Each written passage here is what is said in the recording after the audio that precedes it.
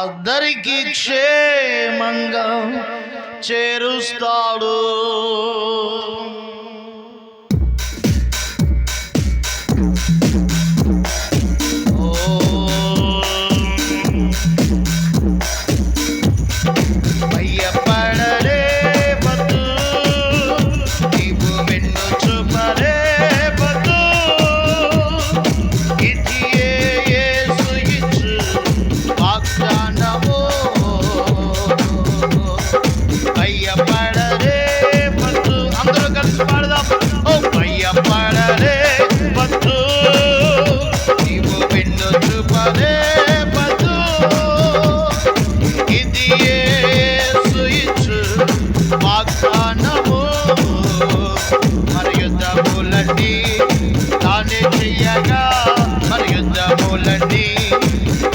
చెయ్యగా ఊరక చూడు గొప్ప రక్షణ,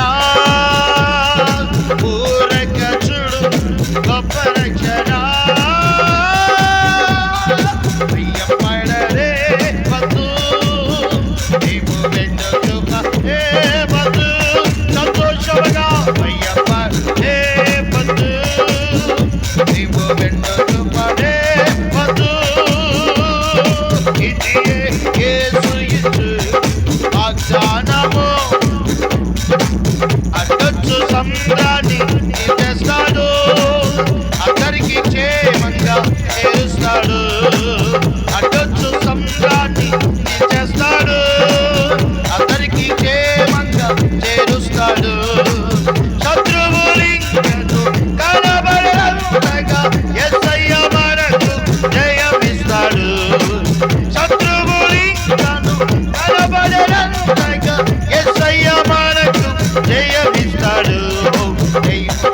భయపడరే వద్దు, నీకు వెన్ను చూపరే వద్దు, భయపడరే ఆమేన్. భయపడరే వద్దు, ఓ ప్రాణమా భయపడవద్దు, చెప్పుకుందాం మన ప్రాణముతో. భయపడరే వద్దు, నీవు నిన్ను చూపరే వద్దు. ఇది యేసు ఇచ్చు వాగ్దానము,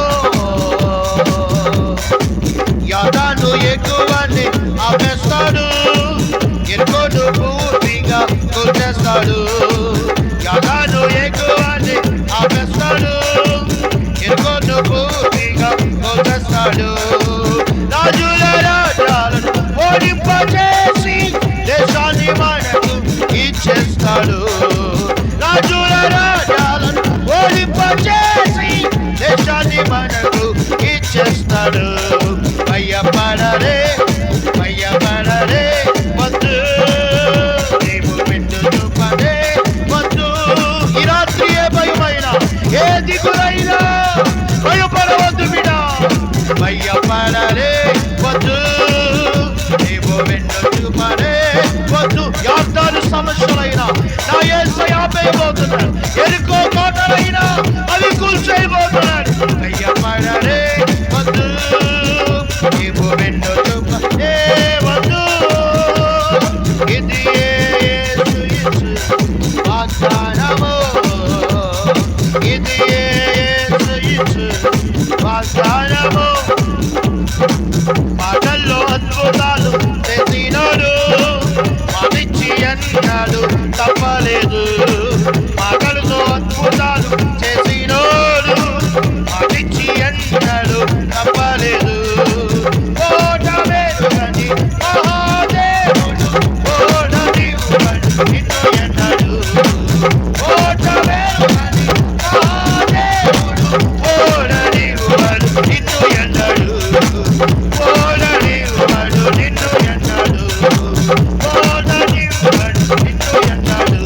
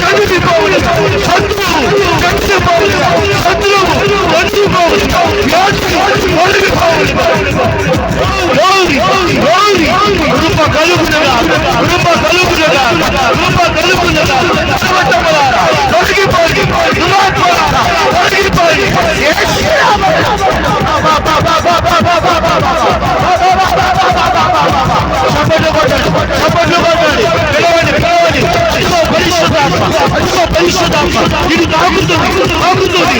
అయ్యేదు. హల్లెలూయా.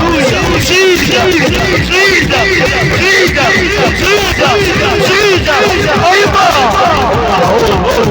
హల్లెలూయా హల్లెలూయా.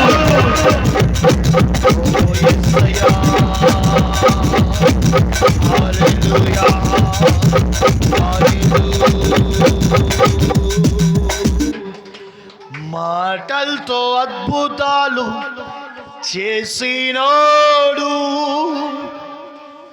మాటిచ్చి ఎన్నడు తప్పలేదు. ఓటమెరుగని మహాదేవుడు, ఓడని వాడు నిన్ను ఎనడు. అవునయ్యా, మాటలతో అద్భుతాలు చేస్తున్నాడు. నిన్ను ఓడిపోనివాడు, నిన్ను ఓడిపోనివాడు, నిన్ను పడిపోనివాడు. భయపడవద్దు. ఈ రాత్రి దేవుడు నీతో వాగ్దానం చేస్తున్నాడు, భయపడవద్దు. ఆమేన్ ఆమేన్. హల్లెలూయా హల్లెలూయా. మాటలతో అద్భుతాలు చేసినోడు, మాటిచ్చి ఎన్నడు తప్పలేదు.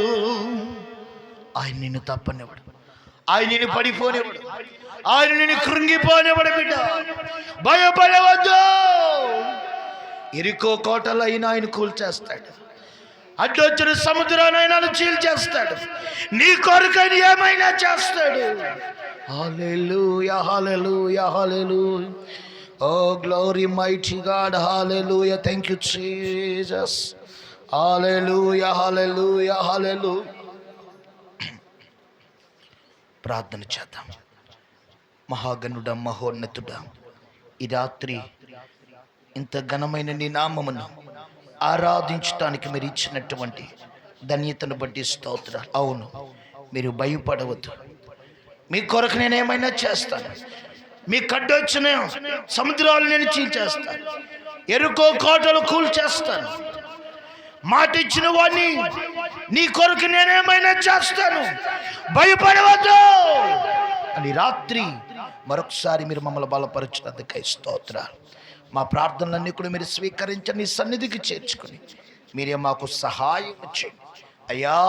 నీ దాసుని నీ పక్షం నిలబడుచుండగా నీ దాసుని మీరు కనబడినవద్దు, మీరే నీ దాసులను మీరు ప్రత్యక్షపరుచుకొని ఈ రాత్రి మాతో సూటిగా తేటగా నాయన మా ప్రాంతముతో మీరే మాట్లాడమని, ప్రతి మాట వారి హృదయాల్లో, జనుల హృదయాల్లో మీరు ఫలింపచేయమని, ఆత్మ నడిపేపుడి దయచేయమని, అడ్డుపడుతున్న ప్రతి చీకటి అంధకార దుష్ట శక్తులను యేసు నామములో లయపరుస్తున్నాం. విని బుద్ధి కలిగించి ఆత్మ వినగలి చెవులు ఇక్కడ అనుగ్రహించమని, అనేకులు ఆలకిస్తూ ఉండగా వారికి కూడా అర్థమైనట్లు మీరు మాట్లాడమని, నీ దాసుని మీరు అభిషేకించమని యేసు నామములో ఈ ప్రార్థనలు సమర్పించి పొంది ఉన్నాము తండ్రి. ఆమేన్. అందరూ గట్టిగా రెండు చేతులు పైకెత్తి చేతులు ఊపుతూ గట్టిగా స్తోత్రాలు చెప్దాం. హల్లెలూయా. చెప్పాలి గట్టిగా. ఓ హల్లెలూయా హల్లెలూయా. ఆమేన్.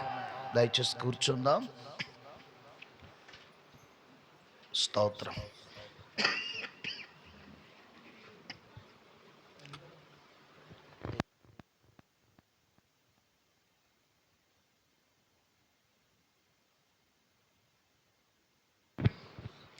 దేవునికి స్తోత్రం.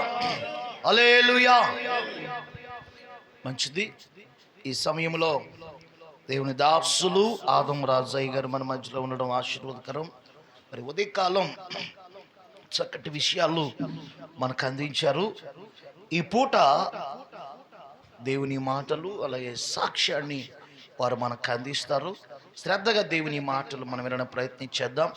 అనేక ప్రాంతాల్లో బహుబలంగా వాడబడుతున్న దైవజనులు, మరి విరామము లేకుండా వాడబడుతున్న దైవజనులు మనం పిలవగా మన గ్రామానికి వారు రావటం ఆశీర్వాదకరం. దేవునికి స్తోత్రం.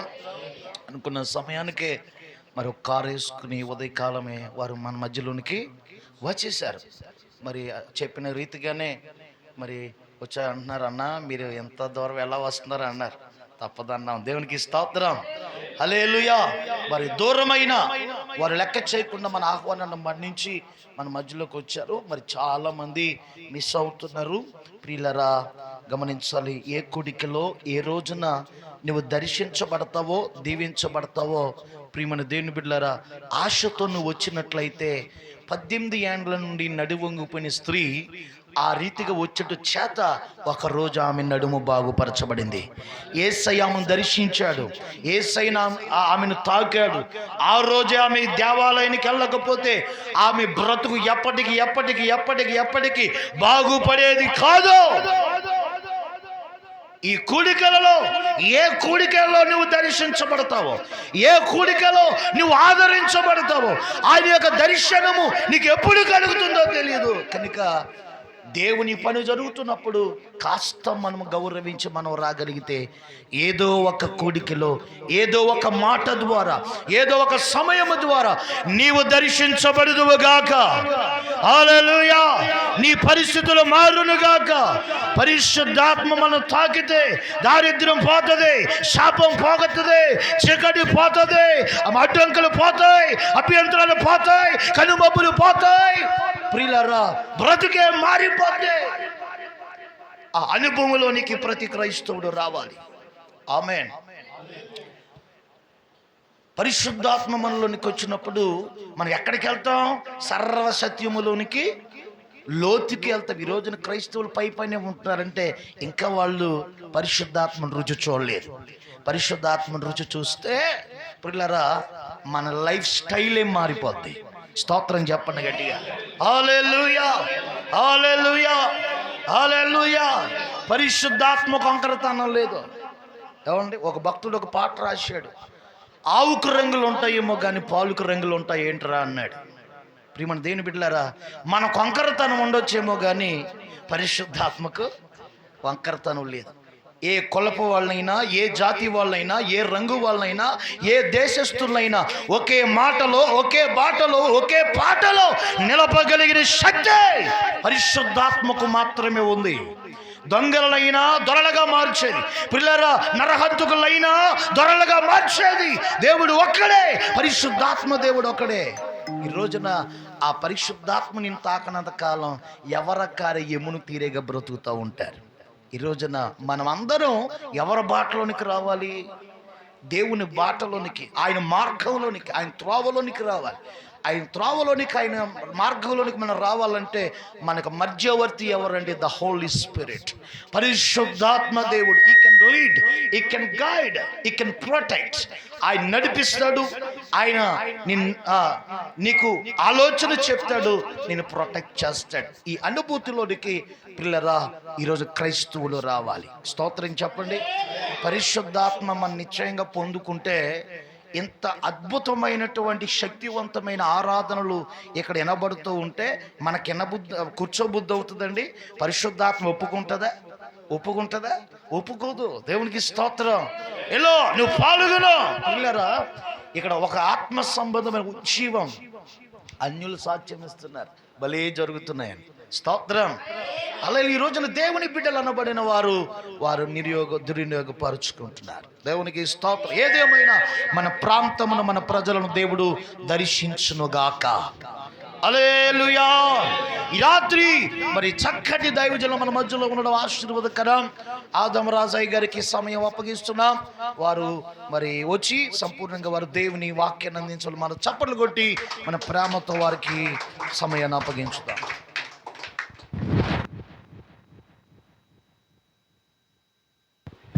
దేవుని పరిశుద్ధ నామమునకు మహిమ కలుగునుగాక.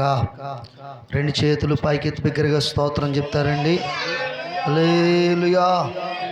ప్రభునందు ప్రియమైన దేవుని బిడ్డలారా, ప్రభు అయిన యేసుక్రీస్తు నామములో నన్ను ప్రేమించి ఈ స్థలంలో నన్ను ఆహ్వానించిన ప్రియమైన దైవజనులు, అభిషక్తులు, ఈ ప్రాంతంలో మరి దేవుడు ఈ పరిచర్యను కొనసాగించడానికి ఒక చక్కటి రీతిలో ప్రియులరా మరి దీన్ని సిద్ధపరచడానికి ఈ ప్రాంతానికి నడిపించబడిన దేవుని దాసులు ఆనంద్ కుమార్ గారికి నా ప్రత్యేకమైన వందనాలు, పాస్టర్ గారికి వందనాలు తెలియజేస్తున్నాను. అలాగే పార్వతీపురం నుంచి మన మధ్యలోకి వచ్చిన దైవజనులు ప్రేమానందం గారికి వందనాలు. అలాగే కూడి ఉన్న మీ అందరికీ వందనాలండి. వేసే అందరినీ ఆశీర్వదించును గాక. ఈ మైక్ శబ్దం ద్వారా బయట వారు చాలామంది వింటూ ఉన్నారు. వారికి కూడా ప్రభు అయిన యేసుక్రీస్తు నామములో వందనాలు తెలియజేస్తున్నాను. ఈ పూట మరి నా సాక్ష్యాన్ని మొదట నేను చెప్తాను. ఆ తదుపరి దేవుని వాక్యాన్ని కూడా మనము ధ్యానం చేసుకుందాం. దేవుని యొక్క సన్నిధానంలో మనం అందరం కూడా ఒక మాట చదువుకుందామండి. కీర్తనల గ్రంథము 103వ కీర్తన 4వ చరణం. కీర్తనల గ్రంథము 103. సమాధిలో నుండి నీ ప్రాణమును విమోచించున్నాడు. చాలండి. ఇది ఏ రీతిగా నా జీవితాన్ని మార్చిందో, మలిచిందో, ఈ పూట ఇక్కడ నిలబెట్టిందో, ఈ మాట ద్వారా ఏం జరిగిందో, ఈ మాట ద్వారా దేవుడు ఏం చేశాడో. పిల్లరా, చనిపోయిన నన్ను, అలాగే రోడ్డు మీద పాడి కట్టబడిన నన్ను శ్మశానంలో గొయ్యతవ్వబడి తీసుకెళ్ళి కప్పెట్టాలనుకున్న సమయంలో దేవుడు ఆశ్చర్యకరంగా చనిపోయినను తాకి బాగు చేశారు. ఏ విధంగా ఆ కార్యం చేశారో ఈ పూట మీకు తెలియచేయడానికి ఇష్టపడతా ఉన్నాను. గట్టిగా స్తోత్రం చెప్పండి. హల్లెలూయా, హల్లెలూయా, హల్లెలూయా. కొంచెం గట్టిగా హల్లెలూయా, స్తోత్రం, హల్లెలూయా, హల్లెలూయా. చాలా శ్రద్ధగా ఈ మాటలు వినాలని ప్రభుపేట మీకు మనవి చేస్తూ ఉన్నాను. దేవునికి మహిమ కలుగును గాక. దేవుడు ఆశ్చర్య కార్యాలు చేసే దేవుడు, దేవుడు అద్భుతాలు చేసే దేవుడు. ఆయన ఏ ఒక్కరిని మర్చిపోయే దేవుడు కాదు, ఆయన ఏ ఒక్కరిని విడనాడే దేవుడు కాదు. కాబట్టి పిల్లరా, ఈ సమయంలో అందరం కూడా చక్కగా ఈ మాటలు విందామండి. మాది పశ్చిమ గోదావరి జిల్లా వీరవాసరం మండలం రాయికుదురు అనే గ్రామం అండి. ఆ గ్రామంలో మా తల్లిదండ్రులకు మేము 5గురు సంతానం. 5 కూడా మగపిల్లలమే, ఆడపిల్లలు లేరు. మా నాన్నగారు మా అమ్మగారు కూడా వారు చేసే పని ఏంటంటే నేత పని చేస్తూ ఉండేవారు, బట్టలు నేస్తూ ఉండేవారు. మనకు కులాలతో పని లేదు, కానీ మీకు అర్థం అవటం కోసం చెప్తున్నాను. నేను పద్మశాలి కులానికి చెందినవాడిని. మా అమ్మగారు మా నాన్నగారు చిన్నప్పటి నుంచి కూడా నేత పని మీదే ఆధారపడి ఆ పనినే కొనసాగిస్తూ ఉండేవారు. 9 చీరలు నేయడానికి మా నాన్నగారు 14 రోజులు కష్టపడేవారు. ఈ 14 రోజులు పూర్తయిపోయిన తర్వాత డబ్బులు ఎంత వచ్చాయంటే 250 రూపాయలు వచ్చాయి. ఆ డబ్బులతో మా ఇంట్లో చాలా కష్టతరంగా ఉండేది. ఒక పూట భోజనం చేస్తే మిగతా రోజులన్నీ పస్తులే ఉండేవాళ్ళం. అలాంటి పరిస్థితుల్లో ప్రియులరా, విపరీతమైన కరువు చేత బాధించబడుతున్న సమయాల్లో ఏమండి, మా మేనత్త రైస్ మిల్లో పనిచేసేది. ఆవిడ వస్తూ నూకలు తీసుకొస్తే ఆ నూకలను మా అమ్మ ఉప్పేసి ఉడకబెట్టి ఇది ఉప్మారా అంటే నిజమే కావాలని చెప్పి అది తిని మా జీవితంలో అలా కొనసాగించుకుంటూ ఉండేవాళ్ళం. ఎప్పుడైనా సంతోషం కలిగిన సందర్భాలు, ఆనందపడిన సందర్భాలు ఏమైనా ఉన్నాయంటే ఈ ప్రియులరా పండగలు వచ్చినప్పుడు మేము చాలా సంతోషించేవాళ్ళం. కారణం ఏంటంటే ఆ పండగ దినాల్లో ఈ చేనేత కార్మికులు అనబడిన వారికి నేత నేర్పించుకునే సావుకారులు కాస్త కొంచెం డబ్బులు ఎక్కువ ఇచ్చేవారు. ఆ డబ్బులతో మా ఇంట్లో పిండి వంటలు చేసేవారు. మేము అనుకునేవాళ్ళం ఎలాగే ఉంటే ఎంత బాగుండు అనుకునేవాళ్ళం, కానీ యథావిధిగా మరలా మా జీవితంలో కరువు అనేది మమ్మల్ని ఎలుబడి చేస్తూ ఉండేది. అలాంటి పరిస్థితుల్లో ప్రియులరా, మా జీవితం కొనసాగుతున్న క్రమంలో మా నాన్నగారు మమ్మల్ని పెంచడం కోసం చాలా ప్రయత్నాలు చేస్తూ ఉండేవారు. మా ఊరికి 7 కిలోమీటర్ల దూరంలో దగ్గులూరు అని ఒక ఊరు ఉంది. అది పాలకొల్లుకి భీమవరానికి మయంగా ఉంటుంది. అక్కడ ఈ నూలుకి రంగులద్దడం అనే పని నేర్పిస్తున్నారంటే మా ఊరు నుంచి ఒక 10 మంది వెళ్ళారు. ఆ 10 మందిలో మా నాన్నగారు కూడా వెళ్ళారు. 10 రోజులు అక్కడ పని నేర్పించారు. అయిపోయి తిరిగి వచ్చేస్తూ ఉంటే ఆ యజమాని గారు మా నాన్నగారిని పిలిచి 300 రూపాయలు చేతిలో పెట్టారు. మా నాన్నగారు ఆశ్చర్యంగా చూస్తూ ఉన్నారు. ఏంటి ఈ డబ్బులు ఏంటంటే నేను అడిగితే ఆయన చెప్తా ఉన్నారు. మా నాన్నగారు అడుగుతూ ఉన్నారు, అయ్యా ఈ 10 రోజులు పని చేసినందుకు ఇచ్చారా లేకపోతే ఏంటనంటే ఆయన అంటున్నారు, లేదు రోజుకు 300 రూపాయలు ఇస్తాను, నువ్వు బాగా కష్టపడితే ఇంకా ఎక్కువ డబ్బులు ఇస్తానంటా ఉన్నారు. వాస్తవంగా దినాల్లో కూలి పని ఎంత అంటే 30 రూపాయలు, ఇంకెక్కువ అంటే 50 రూపాయలు ఉండేది. కానీ ఎప్పుడైతే 300 రూపాయలు చేతిలో పడ్డాయో మా నాన్నగారికి చాలా సంతోషం అయిపోయింది. ఆ రోజు శనివారం పాలకొల్లో మార్కెట్ జరుగుతూ ఉంది. నేరుగా మార్కెట్కి వెళ్ళి ఒక సంచి నిండా రైస్ పట్టుకొని, ఒక సంచి నిండా కాయగూరలు తీసుకొని సాయంత్రం 5 కావస్తూ ఉంది. మా ఇంటికి మాత్రం దూరంలో నిలబడ్డారు. మా అమ్మ చూస్తుంది, ఏడుస్తూ ఉంది. దగ్గర గంట వచ్చిన తర్వాత ఎందుకు లక్ష్మి ఏడుస్తున్నావు, ఏమైందని అంటే మా అమ్మ చెప్తుంది, ఇలాంటి ఒక రోజు నా జీవితంలో వస్తుందని కానీ నేను చూస్తానని కానీ ఎప్పుడు అనుకోలేదండి అని చెప్తా ఉంది. కారణం ఏంటంటే మా చేతికి ₹10 ఇచ్చి కొట్టు దగ్గరికి వెళ్ళి మంచుని పట్టరా, కారం పట్టరా, ఉప్పు పట్టరా అంటే ఆ కొట్టు వాళ్ళ డబ్బులు మా మొఖాన్ని వేసి కొట్టేవారు, ఏమవుతాయి ఇట్లుగా అని చెప్పి ఎంత వస్తే అంత ఇవ్వండి అని బతిమాలుకుని తెచ్చుకున్న బాపదే తప్ప ఏనాడు సమృద్ధిగా తీసుకొచ్చిన రోజులు లేవు. కాబట్టి అలాగున మా రోజులు గడుస్తూ ఉన్నాయి. ప్రియులరా, అలాంటి సమయంలో ఆ రోజు మా నాన్నగారు సమృద్ధిగా తీసుకురావడాన్ని బట్టి ఆ రాత్రి మంచి వంట చేశారు. మా అమ్మగారు 5గురిని లైన్గా కూర్చోబెట్టి అన్నం వడ్డిస్తూ చెప్తున్నారే, నిన్నటిదాకా నూకలతోనే కడుపు నింపుకున్నారు కానీ ఈ పూట మంచి అన్నం దొరికిందిరా, జాగ్రత్తగా తినండిరా అంటుంటే ఓ పక్క కన్నీళ్ళు ఆగట్లేదు, దుఃఖం ఆగట్లేదు. ఎందుకంటే నిన్న నూకలన్నమే తిన్నాం, మొన్న నూకలన్నమే తిన్నాం, ఇవాళంటే అన్నం దొరికింది ఇలాగే ఉంటుందా, లేకపోతే పరిస్థితులు మళ్ళీ మారిపోతాయంటే ప్రియులరా ఆ కన్నీళ్ళే ప్లేట్లో పడుతుంది, వాటినే ముద్దలుగా చేసి తింటున్నాం. సంతోషపడ్డాం, సంబరపడ్డాం, ఆనందపడ్డాం. కానీ ఆనందపడి సంతోషపడిన రోజులు లేవు. మరలా యథావిధిగా మా జీవితంలో భయంకరమైన పరిస్థితులు వచ్చేసినాయి. ఎందుకనంటే మా నాన్నగారితో పాటు తమ్ముడుగురు వెళ్ళేవారు. ఆ తమ్ముడుగురు కూడా పని అయిపోయిన తర్వాత ఇప్పుడంటే ఎక్కడ పడితే అక్కడ బ్రాందీ షాపులు, కానీ అప్పట్లో సారా దుకాణాలు ఉండే. ఈ తమ్ముడుగురు సారా దుకాణంలోకి వెళ్ళి త్రాగుతుండేవారు. మా నాన్నగారు బయట కూర్చునేవారు. ఒక రోజున అన్నారు, నువ్వు బయట కూర్చోవడం ఎందుకు, మాతో పాటు లోపల రమ్మని చెప్పి వారు త్రాగుతుంటే మా నాన్నగారు చూస్తున్నారని నెమ్మదిగా త్రాగుడిని మా నాన్నగారికి పోయిపించడం మొదలుపెట్టారు. వారేమో కొద్దో గొప్ప త్రాగి ఇంటికి వచ్చి భార్య బిడ్డలతో బాగానే ఉండేవారు. కానీ అప్పుడే మా నాన్నగారు ప్రియులరా అలవాటు చేసుకున్నారేమో, విపరీతంగా త్రాగడం మొదలుపెట్టేవారు. ఎంత విపరీతంగా తాగేవారంటే చేతిలో ఉన్న డబ్బులన్నీ చెల్లాచెదురుగా జల్లేసేవారు. అక్కడ ఉన్న వారందరికీ ఆ త్రాగుడు పోయిపించేవారు. అంతేకాకుండా ప్రియులరా మా నాన్నగారికి ఒక బల్ల సైకిల్ ఒకటి ఉండేదండి, ఈ మాత్రం వెడల్పున. ఆ సైకిల్ త్రొక్కుంటూ మా ఇంటికి రావాలంటే వెదుళ్ళపాలెం రైల్వే ట్రాక్ దాటిన తర్వాత రోడ్డు పక్కన పడిపోతే రాయకుదురు నుంచి పాలకొల్లు, పాలకొల్లు నుంచి రాయకుదురు వెళ్ళి వచ్చి వారు ఉంటే, అది మాకు తెలిసిన వారు ఉంటే వారు చెప్పేవారు, పలానా చోట మీ తమ్ముడు పడిపోయాడని మా మేనత్తకి చెప్పేవారు. 5 కిలోమీటర్లు నడుచుకుంటా వెళ్ళి పడిపోయిన ఆ బల్ల సైకిల్ లెగదీసుకుని వాళ్ళు వీళ్ళు సాయం పట్టుకుని ముందు మాత్రమే బలమే పడుకోబెట్టి తల చేత్తో పట్టుకొని ఒక దిక్కు మొక్కు లేని అనాథ శవనాలు తీసుకొస్తారో అలా ఇంటికి తీసుకొచ్చేవాళ్ళం. ఇంటికి తీసుకొచ్చి నూతుగాడ కూర్చోబెట్టి బింది మీద నీళ్లు పోసి నలుగురు కూర్చుని అనేవాళ్ళు, నాన్న నిన్నటిదాకా డబ్బులు లేవని ఏడ్చాం, నిన్నటిదాకా ఆకలిని ఏడ్చాం, ఇవాళ ₹4 తీసుకొస్తున్నావు, కడుపు నిండా అన్నం తింటున్నావు, ఏంటి పరిస్థితి అని అంటే మా నాన్న చెప్పేవాడు, మా నెత్తి మీద చేసి ఇంకెప్పుడు త్రాగునిదే చివరి రోజు అనేవాడు. సాయంత్రానికి యథావిధిగా మరలా త్రాగుడికి వెళ్ళిపోతూ ఉండేవాడు. మొదటి కంటే మా పరిస్థితి మరింత భయంకరంగా మారిపోయింది. అలాంటి సమయంలో ప్రియులరా మా నాన్నగారు భయంకరంగా త్రాగుతూ మా అమ్మగారిని కొడుతూ, ఆయన వస్తున్నారంటే 5గురు మా ఈ చోట్ల పారిపోయి దాక్కునేవాళ్ళం. అలాంటి సందర్భంలో గవర్నమెంట్ వారు మమ్మల్ని ప్రేమించి 3 సెంట్లు స్థలం ఇచ్చారు. వారే చుట్టూ కూడా ఫౌండేషన్ వేశారు. కొన్ని డబ్బులు చేతికిచ్చి గోడ కట్టుకోమంటే డబ్బులు కూడా మా నాన్నగారు త్రాగుడికే ఉపయోగించేశారు. ఇక చేసేది ఏమీ లేక మా నాయనమ్మగారు మా అమ్మగారు కలిసి తాటాకులతో ఇల్లు కట్టారు. ఆ ఇల్లు ఎలా ఉండదంటే ఎండ కాస్తే లోపలంతా ఎండే, వర్షం కురిస్తే లోపలంతా వర్షమే. అర్ధరాత్రి అపరాత్రి వర్షం వస్తే మా అమ్మగారు మమ్మల్ని అందరినీ లోపలికి తీసుకెళ్ళి తాను మాత్రం వర్షంలో తడుస్తూ, కోడి తన పిల్లల్ని ఏ రీతిగా రెక్కల కింద భద్రపరుస్తుందో అలా మమ్మల్ని భద్రపరుచుకుంటూ వస్తూ ఉండేది. ఈ మాదిరిగా మా రోజులు గడుస్తూ ఉన్నాయి ప్రియులరా, మా పరిస్థితులు గడుస్తూ ఉన్నాయి. అలాంటి సందర్భంలో, అలాంటి సమయంలో ప్రియమైన దేవుని బిడ్డలారా, గవర్నమెంట్లో మా ఊర్లో సొసైటీ ఒకటి ఉందండి, చేనేత కార్మిక సొసైటీ. అది ఇప్పటికీ ఉంది.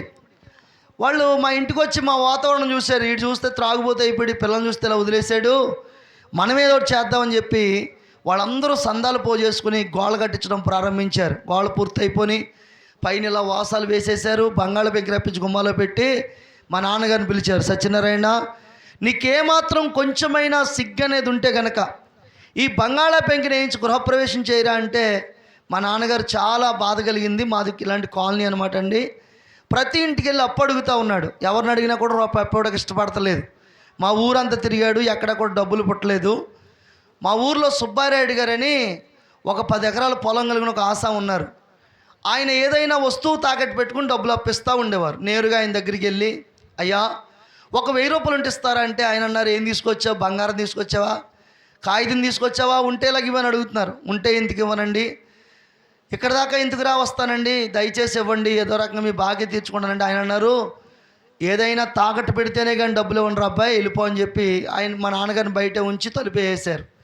సాయంత్రం 4 గంటల వరకు మా నాన్నగారు అక్కడే కూర్చున్నారు. సాయంత్రం 4 గంటలకు ఆయన పొలం వెళ్దామని చెప్పి అలా అడుగు బయటెట్టగానే మా నాన్నగారు ఆయన కాళ్ళు పట్టుకుని, అయ్యా మీరు తప్ప వేరే ఆధారం కానీ దిక్కు కానీ మాకు లేదండి, ఒక 1000 రూపాయలు ఇప్పించండి బాబు అని బతిమాలతో ఉండుంటే కాళ్ళు పట్టుకున్న మా నాన్నగారిని పైకిలేదీసి అంటున్నారు, అరే నువ్వేమో కాళ్ళు పట్టుకున్నావు, తాకట్టు పెట్టక ఏ వస్తువులు అని చెప్తున్నావు, నిజం చెప్పు ఏ వస్తువు లేదా అంటే, నిజంగా ఏ వస్తువు లేదు, నిన్న కాక మొన్న నా భార్య మంగళసూత్రం కూడా తాకట్టు పెట్టేసుకున్నానండి తాగుడు కోసం, నా దగ్గర ఏమీ లేదంటే నీకు ఎంతమంది కొడుకులు రాని అడిగారు. మా నాన్నగారు చెప్పారు 5 కొడుకులండి. సరే ఒక పని చేయి, నీ ఇంట్లో పెద్ద కొడుకుగా ఎవరైతే ఉన్నారో ఆ వ్యక్తిని తీసుకొచ్చి నాకు తాకట్టు పెట్టు, అప్పుడు నేను నీకు 1000 రూపాయలు ఇస్తానన్నారు. అప్పటిదాకా మా నాన్నగారికి వస్తువులను తాకట్టు పెట్టడం వచ్చు కానీ మనుషులను తాకట్టు పెట్టడం రాదండి. ఆయన ఇచ్చిన ఆలోచన మేరకు మనుషులను కూడా తాకట్టు పెట్టవచ్చు అన్నమాట అని చెప్పి ఇంటికి వచ్చి ఇంట్లో ఉన్న పెద్ద కొడుకు చేపట్టుకుని బరబర ఈడ్చుకుంటూ వెళ్తూ ఉన్నాడు. ఎక్కడ తీసుకెళ్తావు నాన్న అని అడిగితే సమాధానం చెప్పట్లేదు.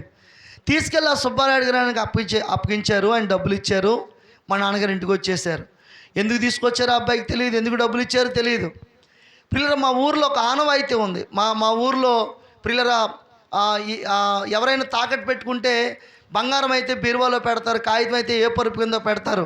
కానీ మనిషిని ఏం చేస్తారంటే ఇంట్లో పని మనిషిగా ఉపయోగిస్తారు. తెల్లవారుజాము 4 గంటలకు లేపుతారు, ప్రతి గది తడిగొట్టు పెట్టి తొడవమని చెప్తారు, అంట్లు తోమని చెప్తారు, బట్టలు ఉతకమని చెప్తారు. పోన్లే కష్టపడితే కడుపై నిండుతుందేమని కష్టపడితే ఉదయం మిగిలింది రాత్రికి పెట్టేవారు, రాత్రికి మిగిలింది మరుసటి రోజు పెట్టేవారు, మిగిలితే పెట్టేవారు, లేకపోతే లేదు. రోజులు గడుస్తూ ఉన్నాయి. ఎండాకాలం వచ్చిందండి. ఎండాకాలంలో మామిడి పళ్ళు సీజన్ కదా, ఒక డజన్ మామిడికాయలు తెచ్చుకుని డైనింగ్ టేబుల్ పెట్టుకున్నారు. ఈ అబ్బాయి అలా చూస్తూ ఉన్నాడు మామిడికాయలు, ఎందుకంటే చిన్నప్పటి నుంచే మామిడికాయలు చూడమే తప్ప ఏనాడు తినేటప్పుడు కనుక ఓ మామిడికాయ ఇస్తారు, చాలా జాగ్రత్తగా తినాలనే ఆలోచనతో ఎప్పుడు ఇస్తారన్నట్టుగా మామిడికాయల వైపు చూస్తూ ఉంటే వారు ఒక్కొక్కటి కట్ చేసి తింటున్నారు తప్ప మామిడికాయ కాదు కదండి, మామిడికాయ ముక్క కూడా పెట్టలేదు. ఏడుస్తులా నిలబడితే వారు ఇలా రారా అని చెప్పి వారు తిని పడవేసిన ఎంగిలి తొక్కలు టెంకలన్నో ప్లేట్లు వేసి దీన్ని శుభ్రం చేసుకురా అంటే ఆ ప్లేట్ తీసిన వెనక భాగంలోకి వెళ్ళి ఎక్కెక్కిపడి ఏడుస్తూ కనీసం ఒక మామిడికాయ ముక్క తినడానికి కూడా నోచుకోలేని ఇంత దౌర్భాగ్యమైన బ్రతికాన్ని బాధపడుతూ వారు తిని పడవేసిన ఎంగిలి తొక్కలు తింటూ ఈ పూటకు ఒక మామిడికాయని రుచి చూడగలిగాను అని సంతృప్తి చెందిన ఆ వ్యక్తి ఎవరో కాదు, నేనే ఆ వ్యక్తిని. ప్రియులారా, నన్ను మా నాన్నగారు ఒక వస్తువుని తాకట్టు పెట్టినట్లుగా 1000 రూపాయలు తాకట్టు పెట్టేశారు. మా ఊర్లో ఒక ఆనవాయితీ ఉంది. ఏంటి ఆనవాయితీ అంటే సంవత్సరానికి ఒకసారి పెద్ద పండుగ జరుగుతుంది. అది జరిగినప్పుడు ఇంట్లో ఉన్న పని మనుషులు కానీ పాలేరు కానీ ఇంటికి పంపించేస్తారు. ఆ రోజు నన్ను కూడా ఇంటికి వెళ్ళిపోరు అబ్బాయి అన్నారు. చాలా సంతోషం అయిపోయింది. 2 జతల బట్టలు తీసుకొచ్చి నాకు ఇచ్చారు. కొత్త బట్టలు చూడగానే సంవత్సరం పని కష్టాన్ని మర్చిపోయాను. కారణం ఏంటంటే ప్రియమైన దేవుని బిడ్డలారా, మేము బట్టలు వేసుకునే వాళ్ళమే, చీరలు నేసేవాళ్ళం, నరసాపురం లుంగీలు నేసేవాళ్ళం, తాణులు నేసేవాళ్ళం. ఏనాడు కూడా మేము నేసిన తానులోంచి ఓ మొక్కటి చేయించుకొని చొక్క కుట్టించుకొని ఎరగమండి. ఎప్పుడూ కూడా చీరల్లో ఒక చీర మా అమ్మగారు ధరించడం ఎప్పుడూ చూడలేదు. మా మేనత్త రైస్ మిల్లో పనిచేసినప్పుడు ఆ ఓనర్ గారి పిల్లలు చినుగుపోని ఉంటే అవి తీసుకొచ్చి మాకు ఇస్తే అవి కుట్టుకొని తొడుక్కునే వాళ్ళం తప్ప ఏనాడు కొత్త బట్టలు అనేవి మా జీవితంలో ఎరగం. ప్రియులారా, ఆ రోజు నా కొత్త బట్టలు చూడగానే చాలా సంతోషం అయిపోతూ ఉంది. 30 రూపాయలు జేబులో పెట్టారు. ఇలాగే సాయంత్రం 7:30 టైం అవుతుంది, వెళ్ళిపోరు అబ్బాయి అన్నారు. అలా మెట్లు దిగి వెళ్ళిపోతూ ఉన్నాం. అలా వెళ్ళిపోతూ ఉంటుంటే ప్రియులారా, చాలా ఆ రోజు పండగ కనుక లైటింగ్ పెట్టారు, బుడగలు అమ్ముతున్నారు, ఖర్జూర పండు అమ్ముతున్నారు. 30 రూపాయలు జేబులో ఉన్నాయి, 30 ఆలోచనలు మదిలో ఉన్నాయి. ఏం తీసుకెళ్ళాలి మా అమ్మకి, తమ్ముడికి ఏం తీసుకెళ్ళాలి, సంవత్సరం అయిపోయింది వాళ్ళ ముఖం చూసి అని చాలా ఆనందంగా అడుగులేస్తూ ఉన్నాను. 4 అడుగులు వేసేటప్పటికి నా ముందుకు ఒక వ్యక్తి వచ్చి నిలబడ్డారు. ఎవరని చూస్తే ఎవరో కాదు, మా నాన్నే. నాన్న నా కోసం వచ్చావు, నన్ను తీసుకెళ్తాకు వచ్చావు నాన్న, అమ్మ ఎలాగుంది, తమ్ముళ్ళు ఎలాగున్నారని దగ్గరికి వెళ్ళి మా నాన్నగారిని అలా పట్టుకుంటే అప్పటికైనా బాగా త్రాగేస్తున్నారు. నా జబ్బ పట్టుకుని ఇలా పక్కగలాగా అంటున్నారు, అరే నిన్ను అక్కడ తాకట్టు పెడితే వాళ్ళు 1000 రూపాయలు ఇచ్చారు, కానీ ఆ ఇంటి ఎదురున్న సుబ్రహ్మణ్యం గారు ఇంకొక ఆయన ఉన్నారా, అక్కడ తాకట్టు పెడితే 1500 ఇస్తారన్నారు. నిన్నే మాటలు అయిపోయి రారా అని చెప్పి మరలా ఈడ్చుకుంటా వెళ్తా ఉన్నాడు. కాళ్ళు పట్టుకొని బతిమాలుతా ఉన్నా, నాన్న ఒకసారి విడిచిపెట్టినానా. ఇంటికి వెళ్ళి అమ్మనే తమ్ముళ్ళని చూసి రేపొద్దు నువ్వు ఎక్కడ ఉండమంటే అక్కడ ఉంటాను, ఏం చేయమంటే అది చేస్తాను, ఈ పూటకి విడిచిపెట్టినానని ఎంత బ్రతిమలాడినా కూడా కనికరించకుండా తీసుకెళ్ళి ఆ సుబ్రహ్మణ్యం గారు అప్పు చెప్తే ఆయన 1500 ఇచ్చారు. మా నాన్నగారు ఇంటికి వచ్చేసారు. ఆ రాత్రి బయట వాళ్ళని ఎవరిని కూడా లోపల రానివ్వరు, ఎందుకంటే ఆ రోజు పండగ దినం కనుక. ఒక గేదెల పాక ఉంటే ఆ గేదెల పాకలో ఉండమని చెప్పారు. అదంతా రొచ్చుతో నింపబడిపోయింది, నిలబడ్డ కూడా చోట్లేదు. ఓ భాగంలో నిలబడి ఎక్కెక్కిపడి ఏడుస్తూ ఉన్నాను. బట్టలు చూసుకునేవాడిని, డబ్బులు చూసుకునేవాడిని, 15 నిమిషాలు ఆగి ఇంటికి వెళ్ళేవాడిని, మా అమ్మకి బట్టలు చూపించేవాడిని, డబ్బులు చూపించేవాడిని. సంవత్సరం అయిపోయింది వాళ్ళ ముఖం చూసని డబ్బులు చూసుకుంటూ బట్టలు చూసుకుంటూ ఏడుస్తున్నాను. కానీ నా ఏడుపినే నాదుడు అక్కడ ఎవరు కూడా లేరు. 8:30కి వెళ్ళినోడిని తెల్లవారుజాము 3:30 వరకు అలా నిలువు కాళ్ళ మీద నిలబడి ఏడుస్తూ ఉన్నాను. ఒక వ్యక్తి వచ్చి, బాబు నిన్ను పిలుస్తున్నారంటే లోపలికి వెళ్ళాను. నా చేతికి ఒక చీపురు కట్టించారు. పైన గదులన్నీ శుభ్రం చేసుకురమ్మన్నారు. ఆ గదులన్నీ తుడుస్తూ ఉండుంటే పిల్లల తెల్లవారులు నిలువు కాళ్ళ మీద నిలబడిపోయినానేమో, ఆ తుడుస్తూ ఉండి నిద్ర వచ్చి కింద పడి నిద్రపోతూ ఉన్నాను. 7:30 టైం అవుతూ ఉంది. ఆ సమయంలో ఆ ఇంటి యజమానురాలు పైకి వచ్చారు. పైకి వచ్చి ఇలా పడుకుని నన్ను కాలుతో తన్ని లేపుతా ఉన్నారు. ఇలాగ లెగిసి నా 2 చేతులు జోడించి, దండం పెట్టమ్మా, మీరు చెప్పిన పని అంతా చేస్తానని ఏమనొద్దమ్మా అనే లోపల నా చేతిలో ఉన్న చీపురు గట్ట తీసుకొని నన్ను కొట్టడం ప్రారంభించారు. ఆ చీపురు గట్టకి వెనకాల ఇనపతోడు ఉంటుంది అనమాట. అది పెట్టి 4 దెబ్బలు తల మీద కొట్టగానే సొమసిలి పక్క పడిపోయాను. నాతో పాటు ఇంకా పనిచేసే వాళ్ళు ఒకళ్ళిద్దరు వచ్చి నన్ను ముఖం మీద నీళ్ళు కొట్టి నన్ను పైకి లేపారే, నువ్వు ఇక్కడ ఉంటే కొడతారు, తిడతారు, ఏదో ఒకటి అంటారు, ఎందుకు వచ్చిన గొడవ, ఇంటికి వెళ్ళిపో, మీ నాన్నగారు ఏదో రంగి బాకీ తీర్చుకుంటారులంటే, లేదండి ఇంటికి వెళ్తే మా నాన్న చంపేస్తాడు, కష్టమో నష్టమో బాధ ఇబ్బంది ఇక్కడే పని చేసుకుంటానంటే వాళ్ళు ఒప్పుకోలేదు. నేను చంపేస్తారా వద్దురా అని చెప్పి బలవంతంగా బయటికి గెండేశారు. బయటికి అయితే వచ్చాను కానీ ఇంటికి వెళ్ళే ధైర్యం సరిపోవట్లేదు. రాయి కుదురులో ఇప్పటికినండి బస్ స్టాండ్ ఎదురుగుండా కృష్ణమూర్తి గారి కాఫట్లో ఉంది, ఇప్పటికీ ఉంది. ఆ హోటల్ ఎదురుగుండా మట్టి దెబ్బ ఉంటే ఆ దెబ్బ మీద కూర్చొని నెత్తి మీద చేతులు పెట్టుకొని గొళ్ళు మన ఏడుస్తాను. ఇంటికి వెళ్తే మా నాన్న చంపేస్తాడు, ఇటు వెళ్తే వీళ్ళు కొడుతున్నారు, ఏం చేయను భగవంతుడు అని మోకాళ్ళ మధ్యలో తలకాయ పెట్టుకుని ఏడుస్తుంటే నా వెనక ఎవరో నా భుజం మీద చేసినట్టు అనిపించింది. వెనక్కి తిరిగి చూడగానే ఆ హోటల్ యజమాని గారు కృష్ణమూర్తి గారు, బాబు నా హోటల్ ముందు కూర్చొని ఏడుస్తున్నావేంటి, ఏం జరిగింది అని అడిగితే జరిగిందంతా చెప్పాను. ఆయన విని జాలిపడి నాకు ఒక మాట చెప్పాడు. ఆయన ఏంటి ఆ మాట అంటే, నేను పని చెప్తాను చేస్తావా అన్నారు. ఏంటండి ఆ పని అంటే, ఏమీ లేదు, అక్కడున్న బాకీ నేను తీర్చేస్తాను, నెలకు ఒక 100 రూపాయలు నీ చేతికి ఇస్తాను, నేను కొట్టనో తిట్టిన ఏమన్ను, కడుపు నిండా అన్నం పెడతాను, కాకపోతే నేను చెప్పిన పని చేయాలి, ఎప్పుడు కాలుతో ఇంటికి వెళ్ళి రావచ్చు అన్నారు.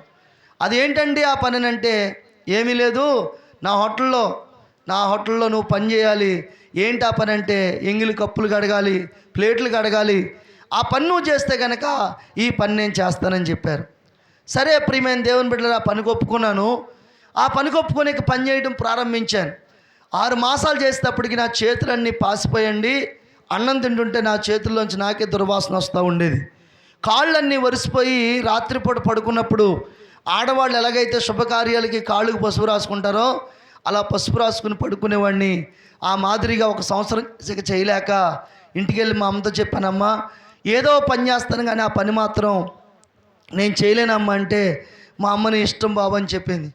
ఇదంతా ఎందుకు చెప్పుకొచ్చానంటే పిల్లరా, మా నాన్నగారు ఒక భయంకరమైన వ్యసనానికి లేక త్రాగుడికి అలవాటు అయిపోయిన వ్యక్తి. ఆయన దాని చేతే విపరీతంగా నడుస్తున్న కాలంలో వెళ్తున్న కాలంలో మా కుటుంబం చిన్న భిన్నంగా మారిపోయింది. భయంకర పరిస్థితులు అయిపోతూ ఉన్నాయి. ఈ రోజున చాలామంది మాటలు వింటూ ఉన్నారు.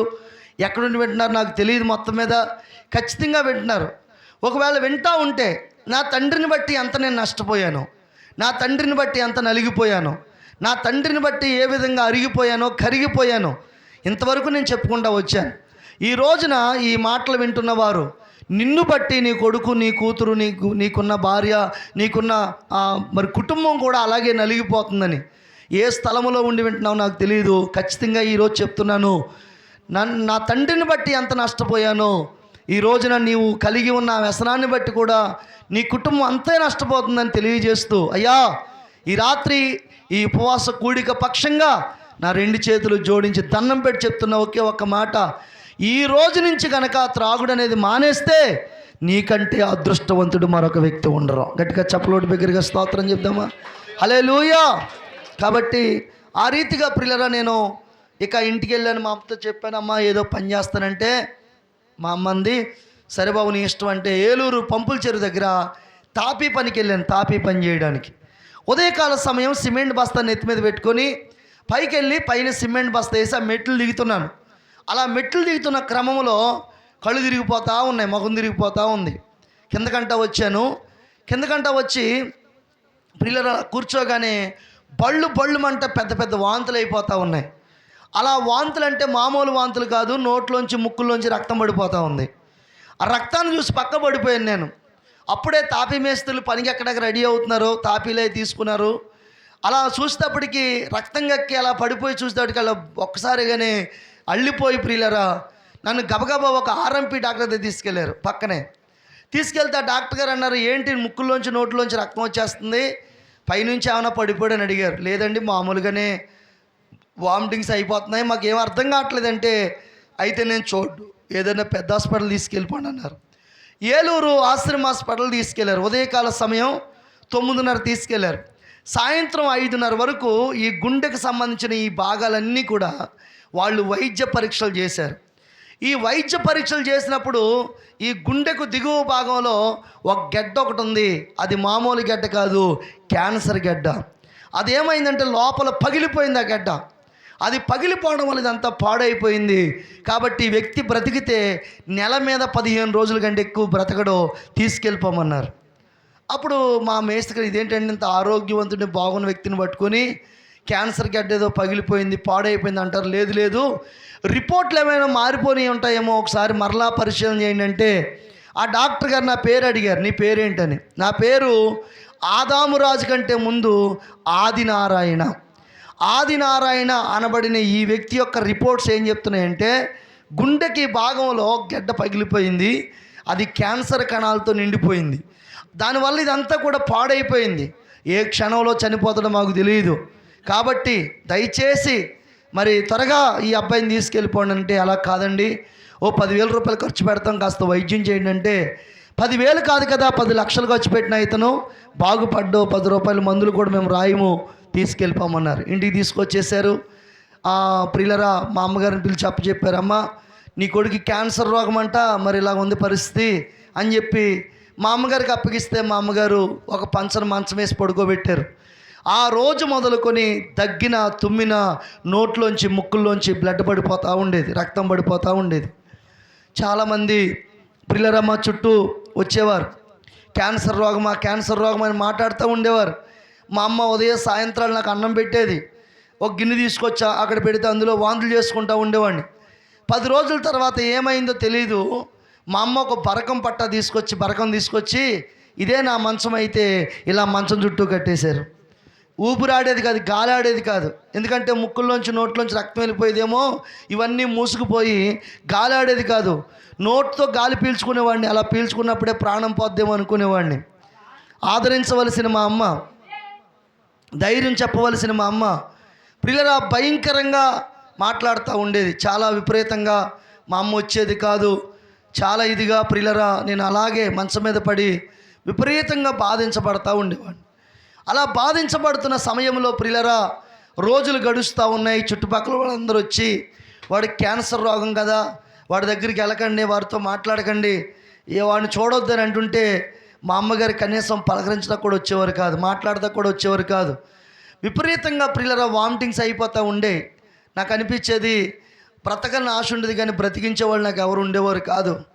పోనీ ఎవరైనా వచ్చి నువ్వు బ్రతుకుతావన్న మాట్లాడేవారు కూడా ఉండేవారు కాదు. ఎవరైనా చూసినా ఎవరికో 100కో 1,00,00,000కో వస్తుంది ఇలాంటి రోగం, నీకు వచ్చిందా అని చెప్పి మాట్లాడుతూ నువ్వు చనిపోవడమే మంచిది అన్నట్టుగా మాట్లాడుతూ ఉండేవారు. మామూలుగానైనా నువ్వు బ్రతికితే బాగుంటుంది అనేవారు కాదు. కాబట్టి అలాగే మంచం మీద పడి విపరీతంగా బాధించబడతా ఉన్నాను.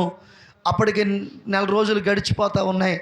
చుట్టుపక్కల వాళ్ళు చాలామంది అంటూ ఉండేవారు, అరే నువ్వు ఏ జన్మలో ఏ పాపం చేసుకుని నీకు ఈ రోగం వచ్చిందని మాట్లాడుతూ ఉండేవారు. చిన్నప్పటి నుంచి కూడా చాలా జాగ్రత్తగా బ్రతికిన వ్యక్తిని నేను.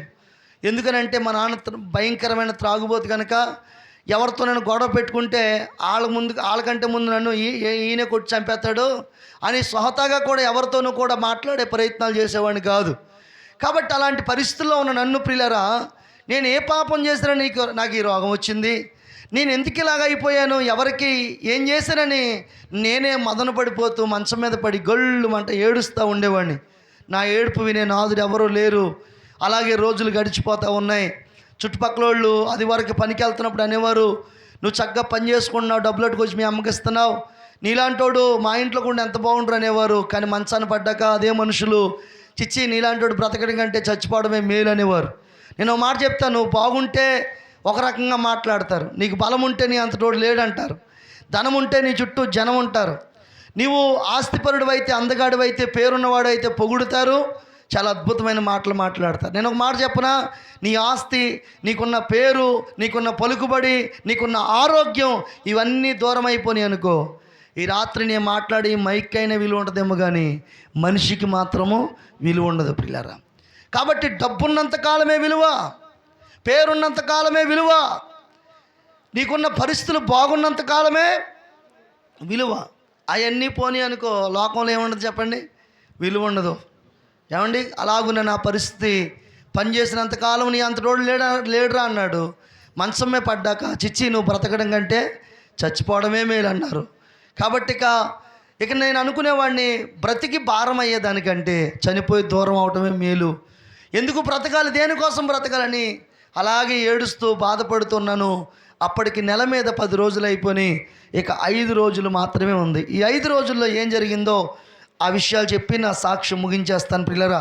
ఈ 5 రోజుల్లో ఏం జరిగిందో జాగ్రత్తగా విందాం. మంచం మీద పడి అలాగే విపరీతంగా రక్తాన్ని కక్కుతూ, నా చుట్టూ రక్తపు వాంతులండి, ఎవరి దగ్గర రారు, నాతో మాట్లాడరు. మా అమ్మగారు కూడా నాకు అన్నం ఎలా పెట్టేవారంటే, అది వరకు చూడండి ఫ్రిడ్జులు ఇవి లేని కాలంలో ఉట్టి తెలుసుగా మీకు, ఉట్టి అలాంటి ఉట్టి తీసుకొచ్చి దాంట్లో ప్లేట్ పెట్టి గ్లాస్తో నీళ్ళు పెట్టి బరకం అవతల నుంచొని కర్రతో లోపలికి అందించేది. అందుకుందాం కదా చేయి చాపే లోపల గ్లాసు నీళ్ళు అందులోకి పోయి మొత్తం నీళ్ళు అయిపోయి తినడానికి ఉండేది కాదు. ఆ ప్లేట్ ఆ పక్కనే పడేసేవాడిని. ఏడ్చిన రోజునే కానీ ఏడవని రోజు లేదు ప్రియులరా. బ్రతకని ఆశ ఉంది కానీ బ్రతికించేవారు ఎవరు లేరు. ఇక బ్రతకడం కంటే చచ్చిపోవడమే మేలు.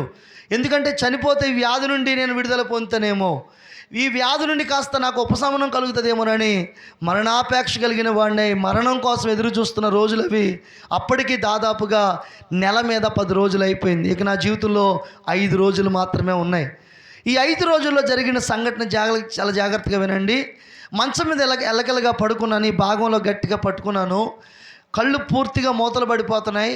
నాకు అర్థమవుతుంది ఏంటంటే ఇవాళ రేపో నేను ఖచ్చితంగా చనిపోతాను. ఎందుకనంటే నా పరిస్థితి అంత భయంకరంగా మారిపోతూ ఉంది, నా విధానం అంత భయంకరంగా మారిపోతుంది. ఖచ్చితంగా ఇవాళ రేపో నా పరిస్థితులు అయిపోతాయి, నా జీవితం ముగించబడిపోతుందని చెప్పి అలాగే గట్టిగా పట్టుకొని బాధపడుతూ ఏడుస్తూ విపరీతంగా బాధపడుతున్నాను. అలా బాధపడుతున్న సమయంలో దాదాపుగా ప్రియమైన దేవుని బిడ్డలారా, అది నెల 13వ రోజు అండి. ఆ రోజు నా కళ్ళు పూర్తిగా మూతలు పడిపోతున్నాయి. ఇక నేను నా మంచం చుట్టూ రక్తపు వాంతులండి. అది ఆదివారం వచ్చింది. ఆ రోజు ఆ 1:30 టైంలో మాది కాలనీ, మిచ్చిరు కాలనీ అంటారు, అంటే అన్ని జాతుల వారు కలిసి ఉన్న కాలనీ. అయితే మా కాలనీకి పక్కనే ఒక క్రిస్టియన్ పేట ఉంది, చిన్నపేట అని. అక్కడ ఒక చర్చ్ ఉంది. ఆ చర్చ్ పైన మైకా గొట్టలు ఉంటాయి కదండి, అవి మాకు ఎట్టుండే. మేము ఏనాడు ప్రార్థనకి వెళ్ళిన వాళ్ళం కాదు, ఏనాడు మాకు ఇంటికి ఎవరో పాస్టర్ గారు వచ్చి ప్రార్థన చేసిన సందర్భాలు లేవు. ఏనాడు కూడా మేము ప్రియమైన దేవుని బిడ్డరా ఈ బైబిల్ గ్రంథం వాక్యం చదవడం మాకు తెలియదు. ప్రార్థన అంటే తెలియదు, వాక్యం అంటే తెలియదు, యేసు ప్రభు దేవుడని మాత్రం తెలుసు అన్నమాట. అయితే ఆ రోజు ఎవరో పాస్టర్ గారు వాక్యం చెప్తున్నారు. ఆయన ఏమని వాక్యం చెప్తున్నారంటే 103వ కీర్తన 4వ వచనం చదువుకున్నాం కదండి. ఏమని చదువుకున్నాము? సమాధిలో నుండి నీ ప్రాణమును విమోచించుచున్నాడు. గట్టిగా స్తోత్రం చెప్దామండి. హల్లెలూయా. ఆ మాట చదివి ఆయన చెప్తా ఉన్నారు. ఆ మాట నేరుగా వచ్చి నా చెవిలో పడిందండి. హల్లెలూయా. నా చెవిలో ఎలా వినపడుతుందంటే ఆ మాట, ఆయనేమో సమాధిలో నుండి నీ ప్రాణమును విమోచించుచున్నాడు అని ఆయన చెప్తే ఆ మాట నాకు ఎలా వినపడుతుందనంటే నిన్ను బ్రతికించే దేవుణ్ణి నేనే అని అంటే వినపడతా ఉంది. గట్టిగా చప్పలోటి బిగ్గరగా స్తోత్రం చెప్తారా? హల్లెలూయా. నిన్ను కాపాడే దేవుణ్ణి నేనే, నిన్ను బలపరిచే దేవుణ్ణి నేనే, నిన్ను బాగు చేసే దేవుడు నేనే అన్నట్టుగా నాకు వినపడతా ఉంటే ఈ మాట ఏదో నా కోసమే లాగా ఉందేంటి, ఈ మాట ఇంత స్పష్టంగా నాకు వినపడుతుంది ఏంటి, అంత బాధలో ఉండి కూడా ఇంత స్పష్టంగా వినపడుతుంది ఏంటి మాట అని ఒక 10-15 నిమిషాలు అలా ఆలోచించడం ప్రారంభించాను. నా మంచం చుట్టూ రక్తపు వాంతులండి, ఎవరిని దగ్గర రారు, నాతో మాట్లాడరు. అలాంటి పరిస్థితిలో ఏంటి మాట నీ బాగోలో గట్టిగా పట్టుకున్నాను. గట్టిగా పట్టుకుని ప్రియులారా, కళ్ళు పూర్తిగా ముయ్యబడదని తెరవబడలేదు. ఇలా గట్టిగా పట్టుకుని ఏంటి మాట అని ఆలోచించడం ప్రారంభించాను. దాదాపు అలా ఆలోచిస్తూ ఉంటుండగా ఒక 10-15 నిమిషాల తర్వాత ఇదే నా మంచం అయితే, నా మంచము కుడి భాగంలో ఒక తెల్లని వస్త్రాలు ధరించిన వ్యక్తి నిలబడి ఉన్నారు. గట్టిగా చప్పట్లు బిగ్గరగా స్తోత్రం చెప్పాలి. హల్లెలూయా. ఆయన నాతో మాట్లాడడం ప్రారంభించారు.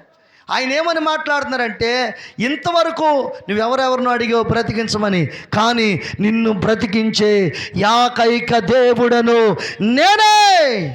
ఆ మాట ఇప్పుడు మన అయ్యగారు ఇందులో ఏకో పెడితే ఒక మాట 10 మాటలు ఎలా వినపడదో, ఆ రోజు అలా నా చెవుల్లో నేను నిన్ను బ్రతికించే దేవుణ్ణి, నేను నిన్ను కాపాడే దేవుణ్ణి అంటుంటే అవన్నీ ప్రియులరా నా చెవుల్లోకి మారుమ్రోగిపోతూ ఉన్నాయి. ఎప్పుడు అలాంటి మాటలు వినలేదు ప్రియులరా. ఎప్పుడు అలాంటి మాట వినపోయేటప్పటికీ ఎవరో నాతో మాట్లాడుతున్నారని గమ్మును కళ్ళు తెరిచి చూసాను, ఎవరో కనిపించలేదు. కానీ ఆ తేజోమయమైన వెలుగు నా కళ్ళల్లో అలాగే ఉంది ప్రియులరా. రెండవదిగా ప్రియులరా, ఆ మాట నా చెవుల్లో అలాగే మోగుతూ ఉంది. ఇక ఎవరో నాతో మాట్లాడారు. ఆ స్వరం మా అమ్మది కాదు, మా నాన్నది కాదు. ఎవరు నాతో మాట్లాడారని ఆ మాట విన్నాక నా ఒళ్ళంతా ఇలా, నా శరీరం అంతా వణికిపోతూ ఉంది. వణుకుపోతూ ఉంటే ఈ రోమాలు పైకి లేచి నిలబడ్డాయి. ప్రియులరా, నేను ఇక ఉండలేకపోతున్నాను, ఓపిక అయితే లేదు. కానీ ఆ మంచాన్ని గట్టిగా పట్టుకుని లేచి కూర్చున్నాను కానీ కళ్ళు తిరిగిపోతున్నాయి, మొహం తిరిగిపోతుంది. ఇదే మంచం అయితే ఇలా మంచాన్ని పట్టుకొని ఇలా మోకాళ్ళ మీదకి వెళ్ళాను. ఒక చెయ్యి ఇలా పెట్టుకున్నాను, మరో చెయ్యి ఇలా పట్టుకొని ఒక్క మాట అడుగుతున్నాను. అయ్యా, నువ్వెవరివో నాకు తెలియదు. మా అమ్మ అయితే నా దగ్గరికి రాదు, మా నాన్న అయితే మన దగ్గరికి రారు, కానీ నిన్ను బ్రతికించే దేవుణ్ణి అన్నవయ్యా. నన్ను బ్రతికించయ్యా అని కేకలు పెడితే మా అమ్మ పరుగుని వచ్చి ఆ బరకం పక్కనే ఉండి అంటది, ఎవర్రా నిన్ను బ్రతికించేది, ఎందుకు అలా కేకలు పెడుతున్నావు, ఏమైంది నీకు అని ఉంటుంటే నేను అంటున్నాను, బ్రతికించవా అని బళ్ళు మన పెద్ద వాంతి అయిపోయింది ప్రియులరా. ఆ వాంతి అవడమే చాలా రక్తం నా నోట్లోంచి పడింది. అలా పడ్డమే నేను కూడా దబ్బును అందులో పడిపోయాను. అలా పడిపోగానే చనిపోయాను ప్రియులారా. చనిపోయేటప్పటికి అప్పటిదాకా కేకలు పెట్టినోడిని, అప్పటిదాకా అరిసినోడిని ఒక్కసారి పెద్ద వాంతి అయింది. ఇంక నా నుండి ఎటువంటి శబ్దం కానీ అలికిడి రాకపోవడం మా అమ్మగారు గమనించి ఏమైందని ఆ బరకం లేపు చూస్తే నేను చనిపోయి రక్తంలో పడిపోయానంటే, నా ముక్కులు కాడ అయ్యా చేతులు పెట్టి చూసి నన్ను ఇంట్లో పెద్దోడానికి ఏకేస్తారు, గట్టిగా నా కొట్టి ఇలాగా భుజం మీద కొట్టి లేపుతుంటే నేను ఏమాత్రం ఇదవ్వట్లేదని చుట్టుపక్కల వాళ్ళందరినీ పిలిచారు. ఓ 30-40 మంది వచ్చేసారు మా ఇంటికి. వచ్చిన తర్వాత చూస్తే ప్రియులరా, వాళ్ళు చూశారు, అమ్మా ఇక నీ కొడుకు చనిపోయాడు, ఉన్న కార్యక్రమం అంతా మరి ఇక జరిపించండి అంటే మా ఇంటి పక్కన ఒక ఆయన ప్రియులరా, ఆయన ఈ గెళ్ళ తీసుకొచ్చారు, అలాగే తాళ్ళు తీసుకొచ్చారు, తర్వాత ఇవన్నీ తీసుకొచ్చి కుండ తీసుకొచ్చారు, పిడకలు తీసుకొచ్చారు, రోడ్డు మీద పాడి కట్టడం ప్రారంభించారు. మరి కొంతమంది శ్మశానంలో గొయ్యి తవ్వడం ప్రారంభించారు. మరి కొంతమంది ఊళ్ళో బంధువులు ఉంటారు, మా బంధువులు, మా ఇంటి పేరటోళ్ళు, వాళ్ళు కౌరు వెళ్ళిపోయింది, మరి త్వరగా రండి అంటే వాళ్ళు కూడా వచ్చేసారు. ఇక అన్ని పనులు జరుగుతూ ఉన్నాయి. దాదాపుగా సాయంత్రం 4:30-5 అయిపోతుంది. 6 లోపల శవాన్ని తీసుకెళ్ళిపోవాలి కాబట్టి ఇక అందరూ అన్ని పనులు చేస్తున్నారు. ఇక అన్ని పనులు జరుగుతూ ఉన్నాయి. ఇక ఆ సమయంలో ప్రియమైన దేవుని బిడ్డలారా, ఇక అందరూ కూడా పనులు చేస్తూ ఉన్నారు. కొంతమంది ఆడవాళ్ళు నీళ్ళు సిద్ధపరిచారు. ఇక మిగిలిందల్లా శవాన్ని బయటికి తీసుకురావడం, స్నానం చేయించడం, పాడిమి పడుకోబెట్టడం, తీసుకెళ్ళి కప్పెట్టడమే మిగిలింది.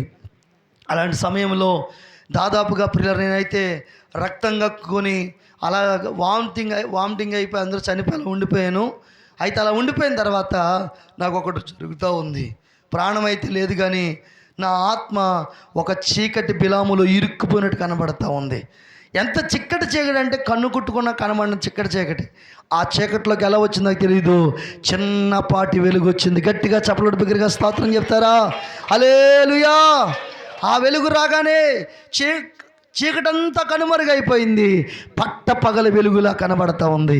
నిర్మలమైన ఆకాశం, తెల్లటి నిర్మలమైన ఆకాశం కనబడుతుంది. ఒక మబ్బు కానీ మేఘం కానీ ఏమీ లేదు. దళ్ళున ఒక మెరుపు మెరిసింది. ఆ మెరుపుల మధ్యలోంచి రక్తముతో మిళితమైన హస్తం. కొట్టలు గట్టిగా చప్పట్లు, దగ్గరగా స్తోత్రం చెప్పాలి. కిందకు వస్తూ ఉంది, కిందకు వస్తూ ఉంది, కిందకు వస్తూ ఉంది. నా దగ్గరికంట వచ్చింది. ఆ హస్తం వచ్చి ఎప్పుడైతే తాకిందో చచ్చిపోయిన నేను సజీవుడిగా మరలా బ్రతికాను. కొట్టాలి గట్టిగా చప్పట్లు, బిగ్గరగా స్తోత్రం చెప్పాలి. హల్లెలూయా.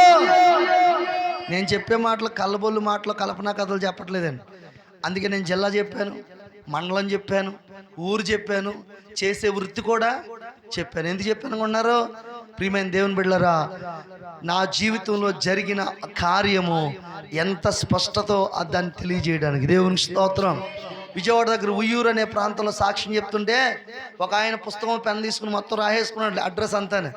పశ్చిమ గోదావరి జిల్లా వీరవాసరం మండలం రాయకుదురు పలానా రాసుకుని మా వీధిలో చుట్టుపక్కల వీధిలో తిరిగాడంట. పలానా చోట పలానా ఆదినారాయణ అనే వ్యక్తి చనిపోయాడట కొన్ని సంవత్సరాల క్రితం. మరి అతను యేసుప్రభు బ్రతికించని చెప్పుకున్నాడు. ఆయన ఏంటి అంతవరకు వాస్తవం అని అంటే, అవునండి, ఆయన చనిపోవడం వాస్తవం. ఆయన్ని యేసయ్యే బ్రతికించాడు. గట్టిగా స్తోత్రం చెప్పండి. ఆయన యేసయ్య బ్రతికించాడు. ఇప్పుడు యేసయ్య కోసమేమో బ్రతుకుతున్నాడు. ఆయన పలానా ఏలంపూళ్ళను సేవ చేస్తున్నాడు, అక్కడికి కూడా వెళ్ళండి మళ్ళీ అడ్రస్ ఇచ్చారంట. వాళ్ళు గట్టిగా స్తోత్రం చెప్పండి. హల్లెలూయా. కాబట్టి యేసుక్రీస్తు ప్రభువారు ఆయన హస్తమును చాపి ఇక్కడ తాకగా చచ్చిపోయి నేను బ్రతికినండి. గట్టిగా స్తోత్రం చెప్పండి. బ్రతికిన తర్వాత జరిగిన సంఘటనలు త్వరగా చెప్తాను. ఒకటి, కళ్ళు తెరవబడ్డాయి. అప్పటి వరకు ఈ కన్ను రెప్ప లేపడం కూడా ఓపిక ఉండేది కాదు, అద్భుతంగా కనబడుతున్నాయి. గట్టిగా స్తోత్రం చెప్పండి. రెండవదిగా ప్రియులరా, నడినెత్తి మొదలుకొని అరిపాదం వరకు ఏదో ఒక బలమైన శక్తి నాలోనికి రావడం ప్రారంభించింది. నా ఎముకల్లో, నా మూలుగుల్లో, నా నరనరాల్లో ఆ శక్తి నింపబడతా ఉంటే ఎవరైనా పైకి లేవదెత్తారు, కానీ నాకు నేనే దిగ్గును లేచి నుంచున్నాను. గట్టిగా స్తోత్రం చెప్పాలి. హల్లెలూయా. నిలబడితే అప్పటికి 25 రోజులు అయిపోయి స్నానం చేసి రోత కంపు కొడుతున్నాను. ఇదంతా రక్తం, ఇదంతా రక్తం. భయంకరమైన కంపులో ఉన్నాను, చాలా రోతగా ఉన్నాను. నేను లోపల నేను చూసుకున్నాను రోత, కానీ నా హృదయంలో మాత్రం చెప్పనాసక్యంగానంత గొప్ప ఆనందంతో నింపబడిపోయాను. గట్టిగా చప్పట్లు బిగ్గరగా స్తోత్రం చెప్తారా? హల్లెలూయా. నాకు ఎగరాలనిపిస్తుంది, గంతులేనిపిస్తుంది, కేకలు పెట్టాలనిపిస్తుంది. నేను బ్రతికాను అని ప్రకటన అని గట్టిగా మాట్లాడాలనిపిస్తుంది. కానీ నా నోరు పెగలట్లేదు. అలాగే ఉండిపోతే ఎవరైనా వస్తారు, లోపలికి వచ్చి చూస్తారు, బయటికి వెళ్ళి చెప్తారు వీడు బతికే ఉన్నాడని చెప్తారు అని అనుకుంటున్నాను. కానీ ఎవరో కూడా లోపల రావట్లేదు. కానీ ఆ బరకం అవతలని చెప్పుకున్నారు, నువ్వెళ్ళరా అని. నువ్వెళ్ళరా అనుకున్నారు, కానీ ఎవరు రావట్లేదు. సర్లే అంచేపు చూసినా వచ్చేలా లేరు, నేనే బయటికి వెళ్ళిపోతానని ఆ బరకం ఇలా లేపుకుని నడుచుకుంటా వీధిలోకి వెళ్ళిపోయానండి. గట్టిగా దేవునికి స్తోత్రం చెప్పండి. అక్కడ నుయ్యి ఉంటుందా, నూతుగాడి నుంచున్నాను. ఆ నూతుగాడి నుంచుంటే కట్టబడిన పాడి కనబడుతుంది, వచ్చిన బంధువులు కనబడుతున్నారు, బిందులతో నింపడి నీళ్ళు కనబడుతున్నాయి. ఎవరి పనులు వాళ్ళు చేసుకున్నారు, కానీ ఈ నూతుగాడి నిలబడ్డవాడు ఎవరని చూస్తలేదు. వీళ్ళు చూసేలా లేరని చెప్పి నేనే శాత తీసుకుని నూతులో వేసుకుని నీళ్ళు తోడుకుని నెత్తండ పోసుకుని ఉంటే అప్పుడే ఎవరు స్నానం చేస్తున్నారని అక్కడ ఉన్న వాళ్ళు అందరూ నూతి వైపు చూశారు. అలా చూడగానే వాళ్ళ కంటి చూపే కానీ నోటి మాటలేదు. గట్టిగా దేవునికి స్తోత్రం చెప్పండి. హల్లెలూయా. కారణం ఏంటంటే వీడు చచ్చిపోయాడుగా, ఈడేంటి ఇలా నిలబడ్డాడు, వీడు మనిషి కాదా అని చెప్పి నా దగ్గరకు వచ్చి నానా పరీక్షలు చేయడం మొదలెట్టారండి. చేయలాగేవాడు ఒకడో, బుగ్గలాగేవాడు ఒకడో, ఊపేవాడు ఒకడో, ఎన్ని రకాలుగా చేసినా వాళ్ళకి అర్థమైన విషయం ఏంటంటే వీడు మనిషేరో అని ఎవరింటికి వాళ్ళు వెళ్ళిపోరు. దేవునికి స్తోత్రం చెప్పండి.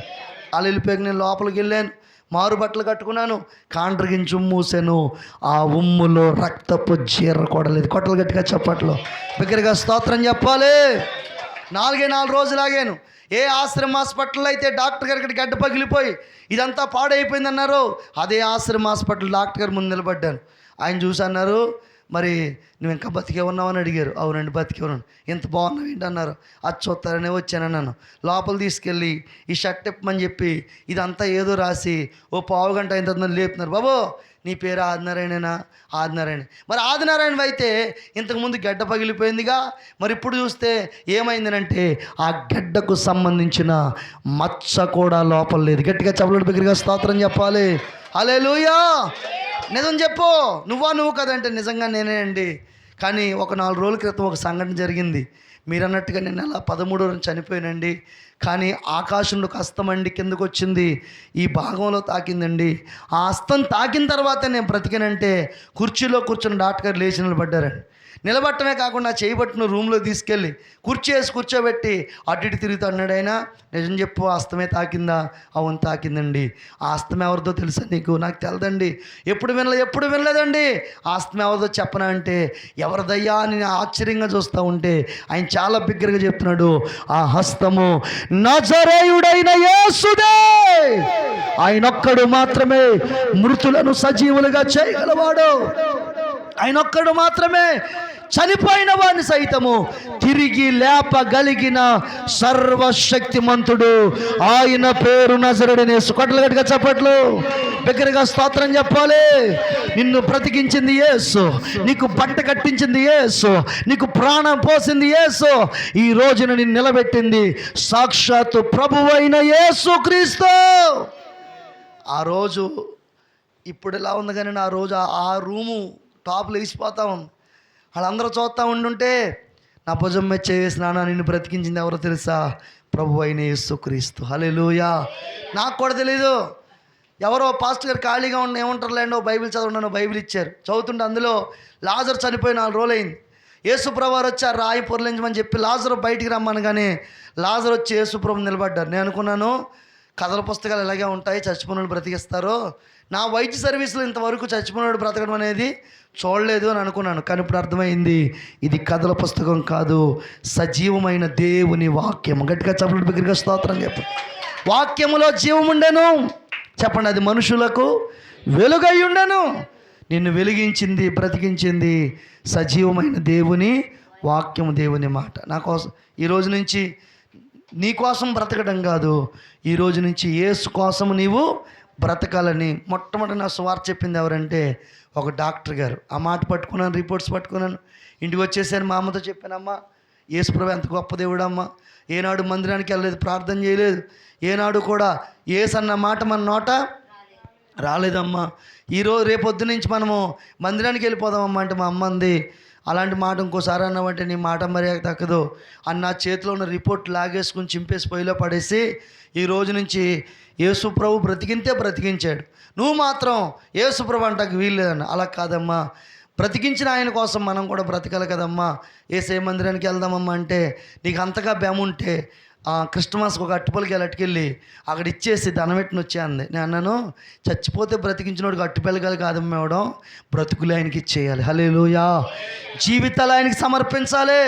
కాబట్టి రేపు ఆదివారం అందరూ వెళ్దామని అంటే, మీ నాన్న అసలే త్రాగుపోతాడు రా బాబు, ఈ రోజు నువ్వు ఇలా బ్రతుకుతున్నావంటే ఏదో అలా బ్రతుకుతున్నప్పుడు నువ్వు ఇలా అన్నావని తెలిసిందంటే ఈ బ్రతుకు కూడా బ్రతకనేవాడు, ఎందుకు వచ్చిన గొడవ? నువ్వు యేసు ప్రభు అంటాం మానేస్తావా? మానవంది. నేను అన్నాను, అన్నం లేకపోయినా బ్రతకగలను, నీళ్లు లేకపోయినా బ్రతకగలను, నీళ్ళు లేకపోయినా బ్రతకగలను, కానీ యేసు లేకపోతే మాత్రం నేను బ్రతకలేను. హల్లెలూయా, హల్లెలూయా.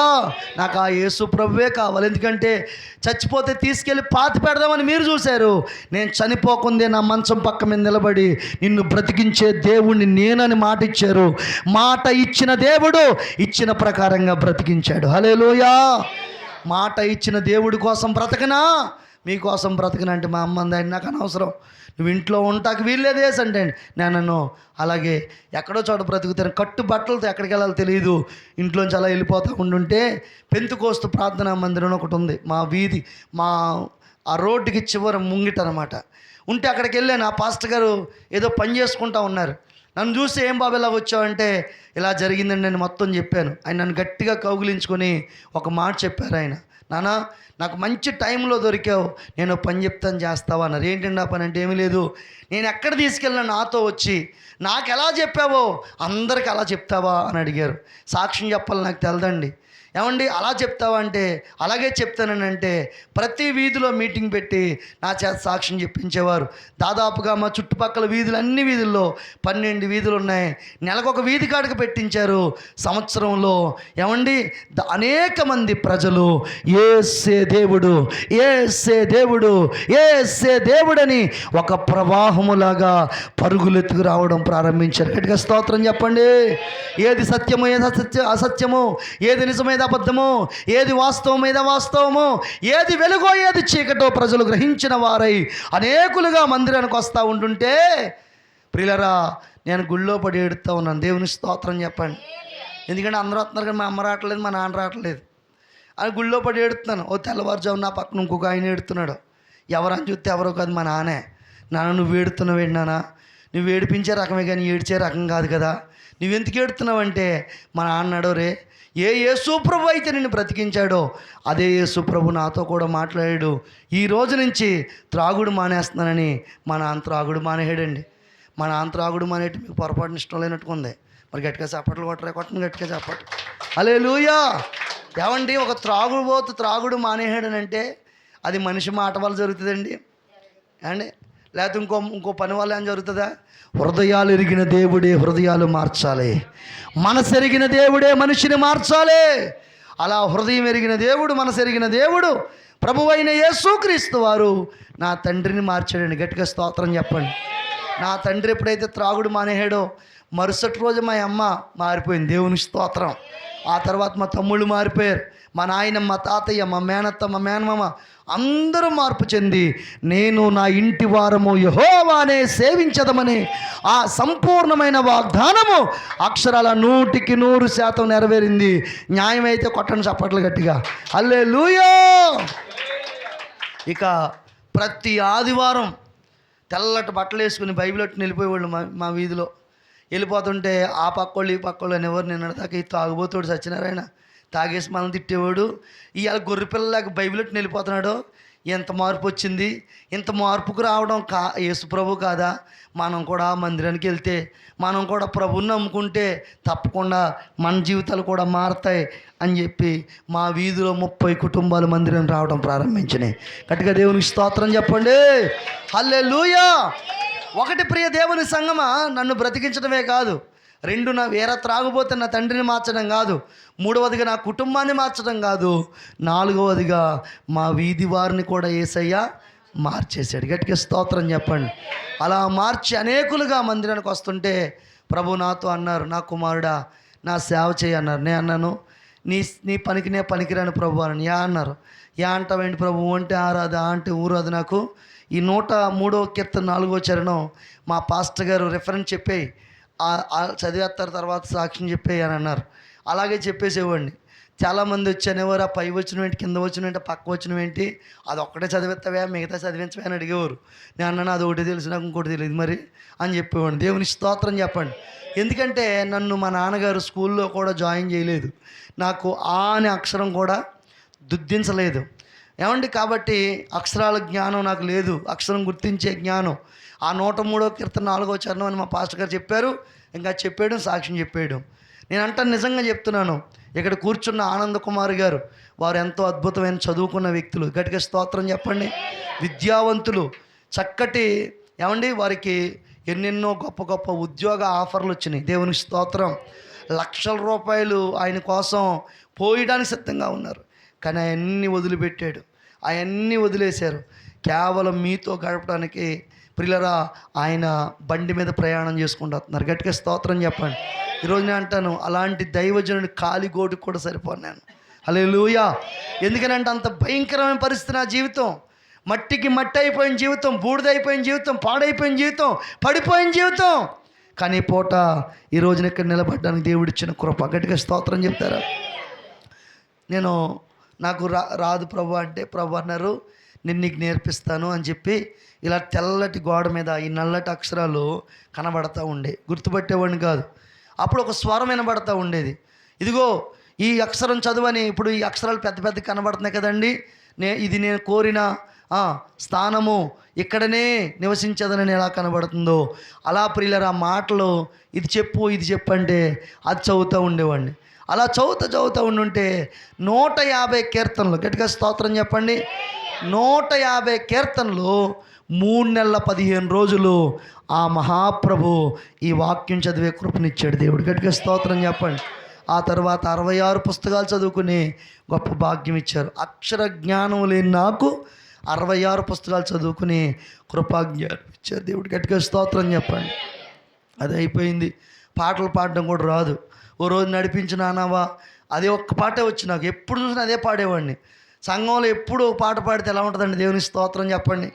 ఏమండి, ఒకే పాట పాడేవాడిని. ఒక రోజున మా పాస్టర్ గారు అన్నారు, అది సమాధి కార్యక్రమం, సమాధి పెట్టి కాడ పాడుతున్నారు అనమాట. అందుకో రాధామరాజు అన్నారు నన్ను. దేవుని స్తోత్రం చెప్పండి. వెంటనే నడిపించిన ఆనావని ఎత్తేసాను. ఎత్తితే ఆయన అన్నారు, నడిపించిన ఆనావు కాదురా, పరదేశంలో పీరాలు పాడాలరా, నువ్వు మాట్లాడితే నడిపించిన ఆనావు అన్నావు, వెళ్ళిపో అని అన్నారు. అంతే. నాకు కోపం వచ్చి బాధ కూడా వచ్చేసింది. మందిరంలోకి వచ్చి ఏడుతున్నాను, ప్రభువా ఇన్ని నేర్పించిన వాడు పాటలు నేర్పించబడిన ఆయన, ఏ పాట ఎత్తుకుని ఆ పాటలోకి వెళ్ళిపోతున్నాను ఆయన అని ఏడుతూ ఉంటే, ఇప్పటికీ అనేకమైన పాటలు ఈ సద్గురుని చేత రాయించాడు, పాడించాడు. గట్టిగా స్తోత్రం చెప్పండి. 2017లో నిన్ను స్తుతించుటే నా కర్తవ్యం అనే ఒక 8 పాటలతో కూడిన ఒక సీడీ, అప్పుడు సీడీలు ఉండే కదా, అది చేసాం. ఆ తర్వాత ఒక్కొక్కటి యూట్యూబ్లో పెడుతూ అలా పాడుకుంటూ ప్రభువుని ఆరాధించుకుంటూ వస్తున్నాం. గట్టిగా స్తోత్రం చెప్పండి.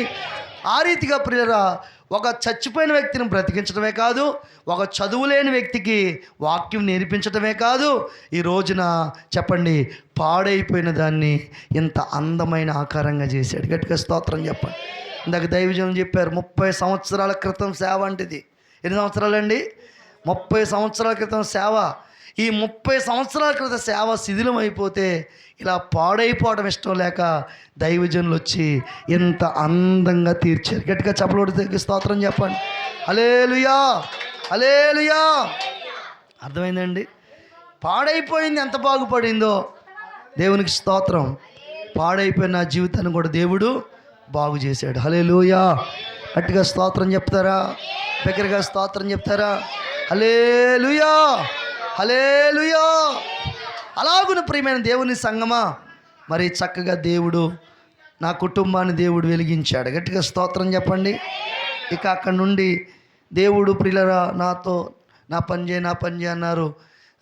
అలాగా ప్రభు పనిలో 1998 సంవత్సరం నవంబర్ 18వ తారీఖున నేను ప్రియులరా నీటి మూలంగా బాప్తిసం తీసుకుని పరిశుద్ధాత్మాభిషేకం పొందుకున్నాను. 2002 మే 22 తారీఖు నాకు వివాహం జరిగింది.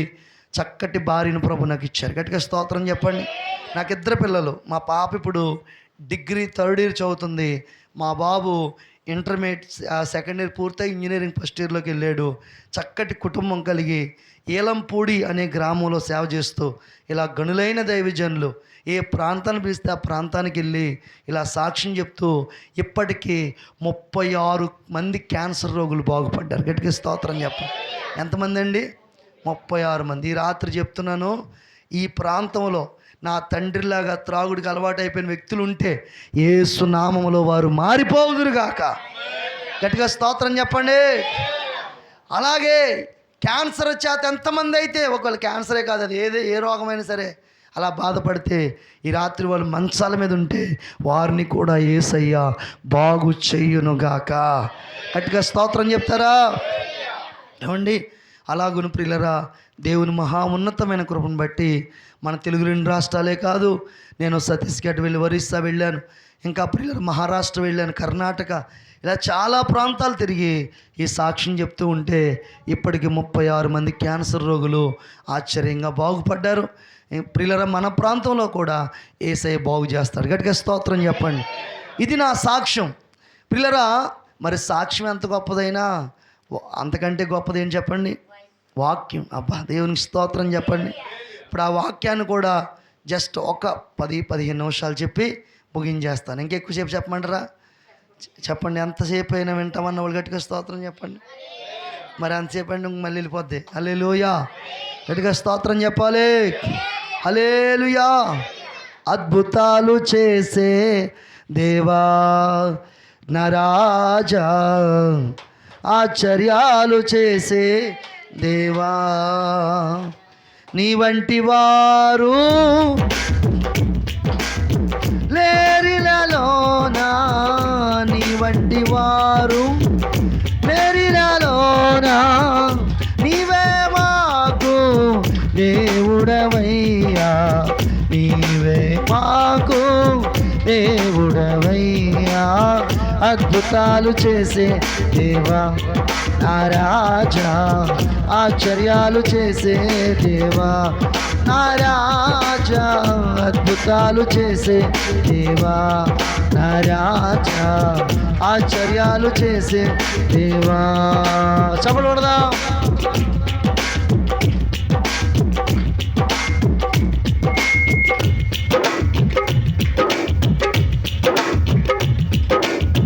చిన్నదేమో మరణించగా ఇల్లంత గోల చేయగా, చిన్నదానలెమ్మని చెప్పగా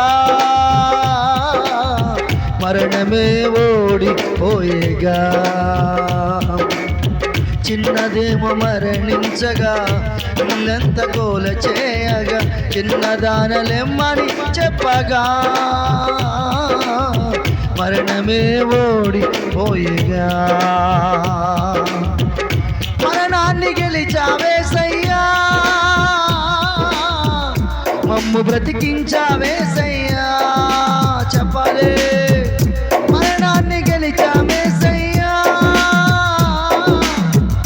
మమ్ము బ్రతికించావేసయ్యా నా రాజా, మమ్ము బ్రతికించావేసయ్యా నా యజమానుడా, మమ్ము బ్రతికించావేసయ్యా. అద్భుతాలు చేసే దేవా నా రాజా, ఆశ్చర్యాలు చేసే దేవా. కలిసి చెప్తాం, అందరి మాట చెప్తామా? అద్భుతాలు చేసే, చెప్పాలి, ఆశ్చర్యాలు చేసే దేవా. త్రోవ పక్క భర్తలోమై భిక్షాటనే చేయగా, యేసు అని నిన్ను పిలువగా కంటి చూపునిచ్చావయ్యా.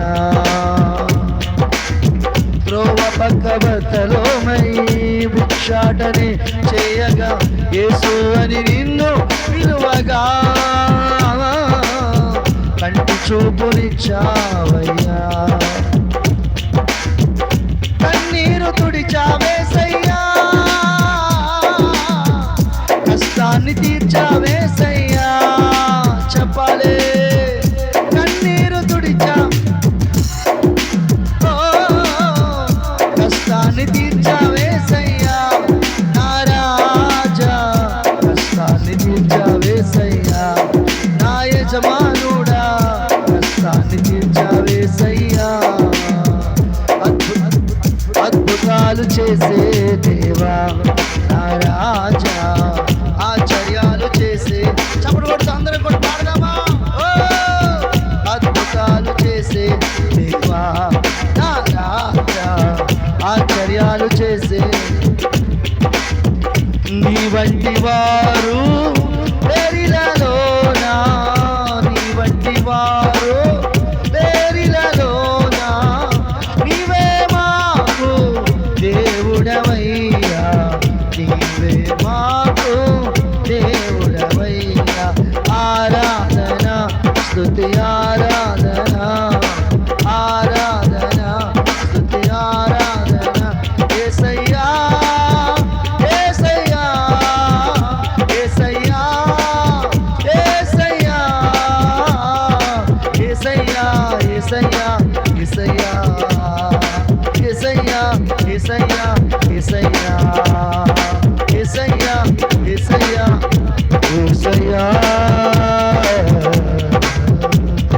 హల్లెలూయా, గట్టిగా స్తోత్రం చేద్దామా? మన దేవుడు ఎవరు చెప్పండి? అద్భుతాలు చేసే దేవుడు. హల్లెలూయా, హల్లెలూయా. అలాంటి ఒక అద్భుతాన్ని మీ ముందు పెడతాను. దేవుడు చేసిన మహో గొప్ప కార్యాన్ని మీ ముందు పెడతాక ఇష్టపడుతున్నాను. రండి, దేవుని వాక్యంలో నుండి ఒక మాటను మనము ధ్యానం చేసుకుందాం. మత్తయి సువార్త 8వ అధ్యాయం, దయచేసి 2వ వచనం చదువుదాం. మత్తయి సువార్త 8:2. ఇదిగో వచ్చి మ్రొక్కి, ప్రభువా నీకిష్టమైతే నన్ను శుద్ధినిగా చేయగలవనెను. దేవునికి మహిమ కలుగును గాక. అందుకు యేసయ్య, నాకిష్టమే, నువ్వు శుద్ధుడవు కమ్మనగానే వాణ్ణి ప్రియులర ముట్టి ఆయన తక్షణమే వాని కుష్ఠరోగము శుద్ధి అయిపోయింది. హల్లెలూయా. ఆయన వాణ్ణి ముట్టి వాని రోగమును స్వస్థపరిచాడు ఆయన. దేవునికి స్తోత్రం. పిల్లలు, ఒక మాట మనం గమనిస్తే లేవియాకాండంలో ఒక మాట ఉంటుంది, కుష్ఠరోగము కలిగిన వాడు పాపి అని. చెప్పండి, ఎవరంటండి? అపవిత్రుడు అని ఉంది. ఈ రోగం కలిగిన వారందరినీ కూడా ఎక్కడ పెడతారని అంటే ఊరికి వెలుపల పెడతారు. వారిని ఊళ్ళోకి రానివ్వరు, వారితో ఎవరో మాట్లాడరు, వారితో ఎవరో సంభాషణ చేయరు. ఏమండి, ఆ కుటుంబానికి ఇష్టం ఉంటే, ఆ కుటుంబానికి ఏమైనా మమకారం ఉంటే ఏం చేస్తారు అని అంటే క్యారేజీలో కొంచెం అన్నం పెట్టుకొని వాడు ఎంతో దూరంలో ఉండగా మయంగా అక్కడ ఎట్టేసి వచ్చేస్తారు అంతే. అది చూస్తే వాడు పట్టుకెళ్తాడు, లేదంటే ఏ కుక్కలో పడగొట్టి తినేస్తాయి. అటువంటి పరిస్థితి. కాబట్టి అలాంటి మరి పాపం కలిగిన వ్యక్తి, అపవిత్రత కలిగిన వ్యక్తి ఏ మనుషులు కూడా మాట్లాడకూడదు, ముట్టుకోకూడదు, సంభాషణ చేయకూడదు, కనీసం పరామర్శించకూడదు, పలకరించకూడదు. మరి అలాంటి వ్యక్తిని ఏకంగా యేసు ప్రభువే ముట్టేసుకుని ఆయన్ని స్వస్థపరిచాడు. దేవునికి స్తోత్రం చెప్పాలి. హల్లెలూయా. మన యేసు ప్రభు ఎంత గొప్ప దేవుడు. దేవునికి స్తోత్రం. నువ్వు మనుషులు ఎవరికి అక్కర్లేదేమో, నువ్వంటే యేసయ్యకి చాలా ఇష్టం. ఈ లోకంలో ఎవరికి మనం అంటే ఇష్టం లేదేమో, మనమంటే యేసయ్యకు చాలా చాలా ఇష్టం. దేవునికి స్తోత్రం. కాబట్టి మనం మనుషుల కోసం బ్రతకడం కాదు, మన కోసం యేసయ్య ఉన్నాడు. యేసయ్య కోసం మనము బ్రతకాలి. ఉదయకాల సమయం చెప్పాను, ఆయనే మనల్ని పుట్టించాను, ఆయన వారం మనం, ఆయన మేపు గొర్రెలము. అంటే పుట్టించినవాడు ఆయనే, పోషిస్తున్నవాడు ఆయనే, నడిపిస్తున్నవాడు కూడా ఆయనే. అందుకే 53వ అధ్యాయం యెషయా గ్రంథంలో ఆయన మన రోగములను భరించెను, మన వ్యసనములను సహించెను. గట్టిగా స్తోత్రం చెప్పండి. మన యేసయ్య రోగులకు వైద్యుడు. దేవునికి మహిమ కలుగును గాక. మా భీమవరంలో ఎన్ని హాస్పిటల్ ఉన్నాయనుకుంటున్నారండి? ఏమండి, ముక్కుకు ఒక హాస్పిటల్, కంటికి ఒక హాస్పిటల్, చెవుకు ఒక హాస్పిటల్, పేగులకు హాస్పిటల్, గుండెకి హాస్పిటల్, కాలుకి హాస్పిటల్, ఎముక హాస్పిటల్, ఇన్ని హాస్పిటల్ ఉన్నాయండి. ఇంట్రికి కూడా హాస్పిటల్ ఉన్నాయి. దేవునికి స్తోత్రం చెప్పండి. ఏమండి, ఇన్ని హాస్పిటల్ ఉన్నాయి. అన్ని రోగాలు వస్తే అన్ని హాస్పిటల్ తిరగాలి. కానీ యేసయ్య దగ్గరికి వస్తే ఒక్కసారి నిన్ను తాకాడా, నడినెత్తి మొదలుకొని అరి పాదం వరకు నువ్వు బాగుపడిపోతావు. గట్టిగా స్తోత్రం చెప్పండి. హల్లెలూయా. ఒక్కసారి ఆయన ముట్టాడా, చచ్చిపోయిన బ్రతికించాడా. మరొకసారి ఆయన తాగితే ఏమైపోతుంది చెప్పండి? సంపూర్ణమైన ఆరోగ్యం కలుగుతుంది. హల్లెలూయా. అందుకే ప్రియులారా, యేసుక్రీస్తు ప్రభువారు కుష్ఠరోగి అనబడిన వాడు, వ్యాధి కలిగిన వాడు, మాట్లాడకూడదని, మోషే ధర్మశాస్త్ర ప్రకారంగా వాడిని ముట్టుకోకూడదని ఆజ్ఞ ఉన్నప్పటికీ కూడా యేసయ్య వాడిని ముట్టుకోవడానికి, బాగు చేయడానికి గల 3 కారణాలు అతనిలో ఉన్నాయి. గట్టిగా స్తోత్రం చెప్పండి. ఆ 3 కారణాలు ఈ పూట మీకు చెప్పి నేను ముగించేస్తాను. దేవునికి స్తోత్రం చెప్పండి. 3 కారణాలు అతన్ని ముట్టుకోవడానికి. యేసయ్య అతన్ని ముట్టుకోకూడదు, కానీ ఎందుకు ముట్టుకున్నాడు, అలా ముట్టుకోవడానికి గల కారణాలు 3 ఉన్నాయి. గట్టిగా స్తోత్రం చెప్దాం. ఈ రాత్రి కనుక యేసునందు విశ్వాసం ఉంచితే, ఈ రాత్రి యేసు దగ్గర నీ మనసు, నీ ఆలోచన తెరవబడితే, ఈ సాక్షి విని, ఈ మాట విని, ఇదిగో యేసయ్య వైపు నువ్వు చూడగలిగితే, ఈ రాత్రి కూడా ఆ వ్యక్తిని ముట్టిన యేసయ్య, నన్ను బ్రతికించిన యేసయ్య నిన్ను కూడా బాగు చేయడానికి ఆయన సిద్ధంగా ఉన్నాడు. హల్లెలూయా. నీ రోగమును తీసేస్తాడు, నీ వ్యసనమును తొలగిస్తాడు, నీకు మంచి ఆరోగ్యం ఇస్తాడు దేవుడు, నీ వ్యాపారంలో విజయం ఇస్తాడు దేవుడు, నీకు అభివృద్ధిని ఇస్తాడు దేవుడు. గట్టిగా స్తోత్రం చెప్పండి. సంతానం లేని వారికి సంతానం ఇస్తాడు. వివాహం కోసం వచ్చిన యవన బిడ్డలకు వివాహాలు జరిగిస్తాడు. ఉద్యోగాలు లేని వారికి ఉద్యోగాలు ఇస్తాడు ఆయన దగ్గర దొరకని వస్తువు అంటూ ఏమీ కూడా. గట్టిగా స్తోత్రం చెప్పండి. కొన్ని కొట్ల దగ్గర కొన్ని వస్తువులే దొరుకుతాయి. హల్లెలూయా.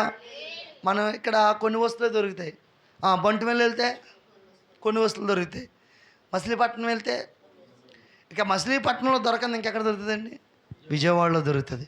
విజయవాడలో కూడా దొరకంది హైదరాబాద్లో దొరుకుతుంది. హైదరాబాద్లో కూడా దొరకంది దేవునికి స్తోత్రం చెప్పండి. హల్లెలూయా.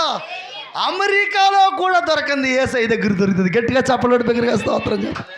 హల్లెలూయా. అమెరికాలో కూడా దొరకంది ఎవరి దగ్గర దొరుకుతుంది చెప్పండి? ఏసై దగ్గర దొరుకుతుంది. నీ కాళ్ళ దగ్గరికి వచ్చి పడిపోద్ది. దేవునికి స్తోత్రం. అవునండి, మన కాళ్ళ దగ్గరికి వచ్చి పడిపోద్ది. దేవునికి మహిమ కలుగును గాక. కాబట్టి ఏమండి, ఆ వ్యక్తిని బాగు చేయడానికి గల ఆ లక్షణాలు ఏంటో చూద్దాం. నెంబర్ 1, మొట్టమొదటి లక్షణం ఏంటంటే, ఇతను ఎక్కడున్నాడు చెప్పండి? ఎక్కడున్నాడండి? ఊరికి వెలుపల ఉన్నాడు. మరి యేసయ్య ఎక్కడున్నాడు? కొండ మీద కూర్చున్నాడు ఆయన. మత్తయి సువార్త 5వ అధ్యాయంలో కొండ మీద కూర్చొని 5వ అధ్యాయంలో మొదటి వచనం కానీ చూస్తే ధన్యతల గురించి మాట్లాడారు ఆయన. హల్లెలూయా. హృదయ శుద్ధి గల వారు ధన్యులు, వారు దేవుని చూచెదరు. అలాగా ధన్యతల గురించి మాట్లాడారు. 6వ అధ్యాయంలో ప్రార్థన గురించి మాట్లాడారు. 7వ అధ్యాయంలో ధర్మశాస్త్రానికి ఆయనకు పోలికలు మాట్లాడారు. 8వ అధ్యాయంలో కొండ దిగి వచ్చేస్తున్నారు. గట్టిగా స్తోత్రం చెప్పండి. ఇప్పుడు కొండ మీద కూర్చొని ఆయన మాట్లాడుతూ ఉంటే ఆయన వద్దకు వచ్చిన ప్రజలే వింటం కాదు, కొండ సీమల్లో ఉన్న ఇలాంటి రోగంతో బాధపడుతున్న వారు కూడా వింటూ ఉన్నారు. గట్టిగా స్తోత్రం చెప్పండి. ఉదాహరణకి ఇప్పుడు ఉపవాస ప్రార్థనలు పెట్టారు. ఇక్కడ ఎందుకు పెట్టారు ఉపవాస ప్రార్థనలో? అయ్యగారికి మరి ఖాళీ కదా, దేవుని స్తోత్రం చెప్పండి. ఇంటికాడ పాపం అయ్యగారు ఖాళీగా ఉండి ఏం చేయాలో తొయ్యక ఏమండి ప్రయాసపడి ఇక్కడికి వచ్చి ఉపవాస ప్రార్థనలు పెట్టారా? కాదు. దేవుని స్తోత్రం చెప్పండి. ఒక్క మాట అయినా వినిపించాలి. హల్లెలూయా. దేవుని మాట వినిపిస్తే దేవుని మాట మనుషులను బ్రతికిస్తుంది. దేవుని మాట మనుషులకు నెమ్మది కలగజేస్తుంది. దేవుని మాట మనుషుల్లో ఉన్న ప్రతి వ్యాధి, రోగము, చీకటి విడుదల చేస్తుందని చెప్పి ఎంతో భారంతో వచ్చి పెట్టారు. గట్టిగా స్తోత్రం చెప్పండి. ఖాళీగా ఉండి పెట్టారా? భారంతో వచ్చారు ఇక్కడికి. దేవుని స్తోత్రం. అర్థమవుతుందా మీకు? ఆ రోజున యేసయ్య కూడా మాట్లాడుతూ ఉంటే ఆ యేసయ్య మాట కొండ సీమల్లో ఉన్న ఆ ప్రజలకు, ఆ మనుషుడికి వినబడింది. దేవునికి స్తోత్రం. వినబడేటప్పటికీ ప్రియులారా, ఆ మాట వినగానే బైబిల్ అందులో ఒక మాట రాయబడింది, వినుట వలన ఏం కలుగును? విశ్వాసము కలుగును. దేవునికి స్తోత్రం. హల్లెలూయా. చూడండి, మంచం మీద పడి రక్తంలో పొరులాడుతున్నప్పుడు మైకులోంచి ఒక మాట నాకు వినబడిందా? మరి వినబడటం వల్ల ఆ మాట ఏంటని ఆలోచించడం వల్ల యేసయ్యే వచ్చి నేను బాగు చేస్తానన్నారా? మరి బాగు చేశారు లేదా? బ్రతికేనా లేదా? ఇప్పుడు ముందు నిలబెట్టడం లేదా? అంటే ఒక మాట ఎవరో ఒకరిని బాగు చేస్తుంది. గట్టిగా స్తోత్రం చెప్పండి. వచ్చే ఉపవాస కోటల కల్లా అనేకులు బాగుపడి మందిరానికి వస్తారు. దేవునికి స్తోత్రం. అదే ప్రయత్నం, అదే భారం. హల్లెలూయా. ఏ విధము చేతనైనా ఒక మాట వినిపించాలి. దేవునికి స్తోత్రం. ఏమండి, పాడైపోయి శిథిలమైపోయిన దాన్ని ఎంత అందంగా తీర్చిదిద్దారు. అలాగే ఈ గ్రామములో పాడైపోయి శిథిలమైపోయిన బ్రతుకులను కూడా దేవుడు బాగు చేయబోతున్నాడు. గట్టిగా స్తోత్రం చెప్పాలి. అర్థమవుతుందండి? ఇప్పుడు ఆ ఊరి వెలుపల ఉన్న వ్యక్తితో దేవుడు మాట్లాడుతూ ఉంటే, అతను వింటా ఉంటే అతనికి ఏం కలుగుతుందట? విశ్వాసం కలుగుతుంది. రోగం వచ్చినప్పటి నుంచి నిరాశ వచ్చేసింది. ఇక నేను బ్రతకడం అనవసరం, ఇక నేను ఎందుకు బ్రతకాలి, నేను ఎందుకు జీవించాలి, నా బ్రతికెందుకో, నా జీవితం ఎందుకో, నా పరిస్థితి ఎందుకో, నేను బ్రతకూడదు, నేను చనిపోవడమే మేలు అని ఎన్నో రకాలుగా అనుకున్న వ్యక్తి యేసు మాట వినగానే నేను చనిపోను, నేను బ్రతుకుతా. గట్టిగా స్తోత్రం చెప్పండి. హల్లెలూయా. ఒకవేళ నేను చెప్తున్నాను, నువ్వు వ్యాపారంలో ఓడిపోయావేమో, నువ్వు చేసే పనిలో ఓడిపోయావేమో, లేకపోతే నష్టం వచ్చేసిందేమో, అప్పులు పాలైపోయావేమో, ఆర్థికంగా నలిగిపోతున్నావేమో, నీకు నిద్ర పట్టట్లేదేమో, కొన్నిసార్లు నేను ఈ బ్రతికెందుకు బ్రతుకుతున్నాను, నాకు బ్రతుకు అర్థం కావట్లేదని నువ్వు బాధపడుతున్నావేమో. ఈ రాత్రి ప్రభు నీతో మాట్లాడుతున్నాడు. ఆటన్నిటిలో నుండి విజయము కలగజేసేవాడు ఆయనే. గట్టిగా చప్పట్లు దగ్గరగా స్తోత్రం చెప్పాలి. హల్లెలూయా.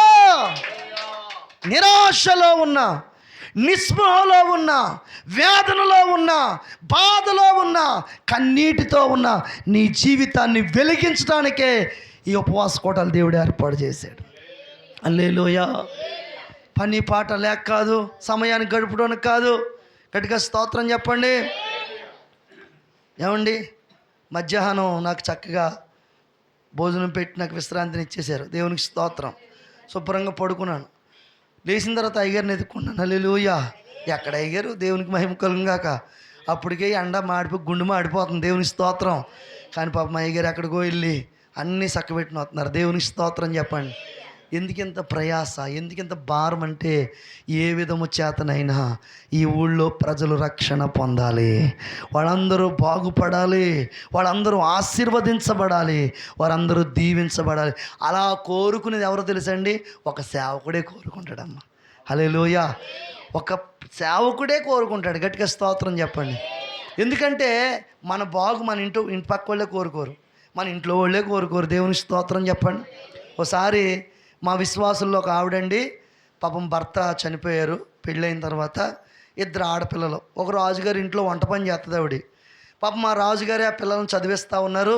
ఆ తర్వాత ఆమెకి ఇల్లు లేదని ఆయన ఒక స్థలం ఇచ్చి అందులో పాపం డబ్బులు ఇచ్చి ఆవిడకున్న డబ్బులతోటి ఆ రాజుగారు ఇచ్చిన డబ్బులతో మంచి ఇల్లు కట్టుకుంది.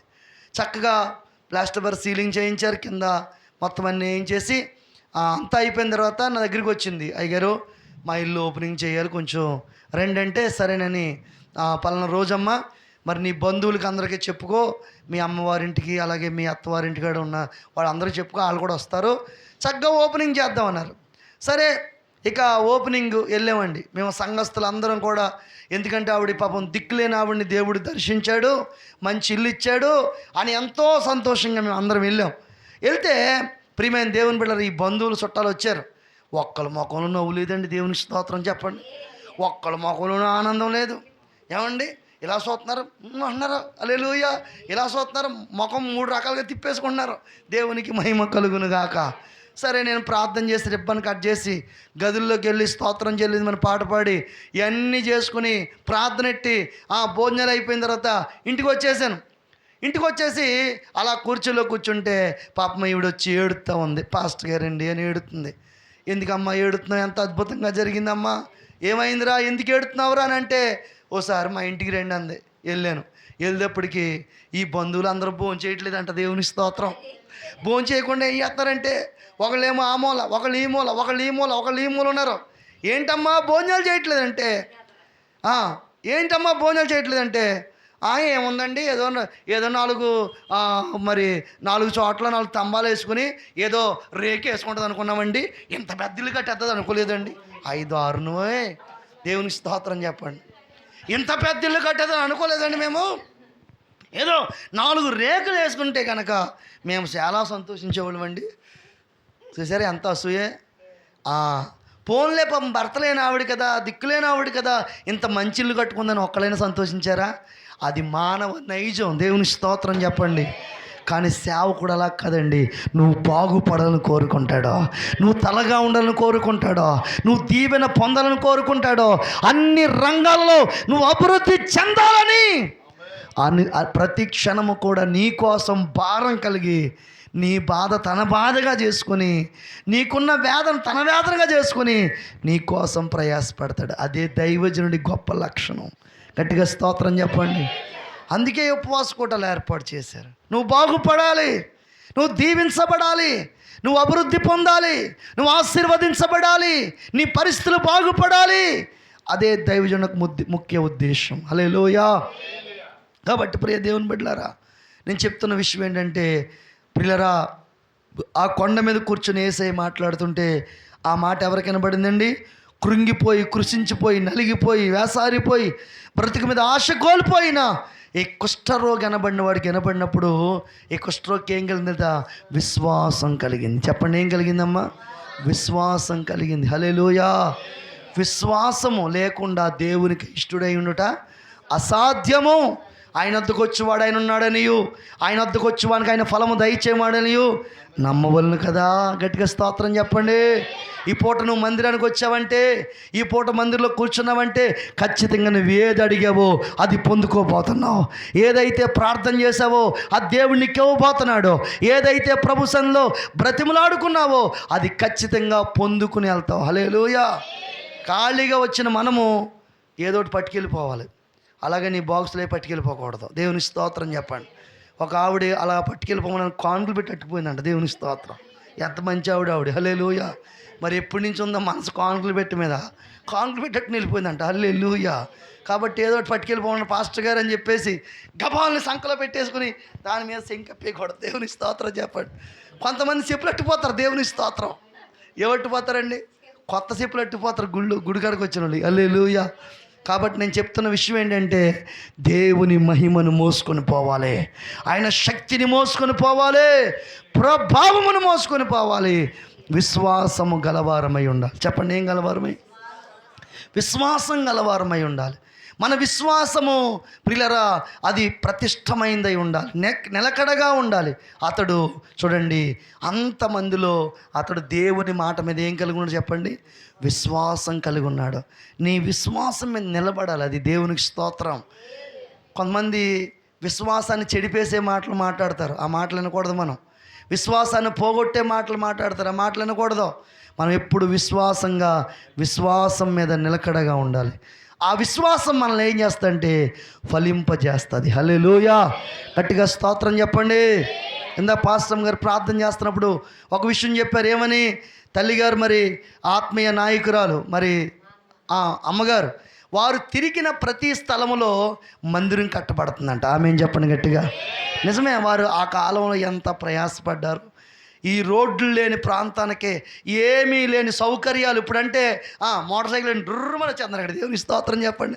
మరి అప్పుడు అలా వచ్చేవారండి. అప్పుడు ఏమండి, అప్పుడు ఎంత ప్రయాసపడేవారు, ఎంత కష్టపడేవారు. ఇప్పుడంటే హైవే పడింది కాబట్టి అసలు కళ్ళు మూసుకుని వెళ్ళిపోతున్నారు. దేవుని స్తోత్రం చెప్పండి. మరి అప్పుడు హైవే ఉండేది, అసలు ఎన్ని దాటుకుంటూ వచ్చేవారో, ఎంత కష్టపడేవారో. అయితే వారు కార్చిన కన్నీరు, వారు పడిన ప్రయాస దేవుడు వ్యర్థం చేయట్లేదు. గట్టిగా చప్పలు బిగ్గరగా స్తోత్రం. హల్లెలూయా. విశ్వాసం అన్నమాట అది. ఏం చెప్పండి, అది విశ్వాసం. వారు విశ్వాసంతో వేసిన పునాదులు ఇవి. హల్లెలూయా.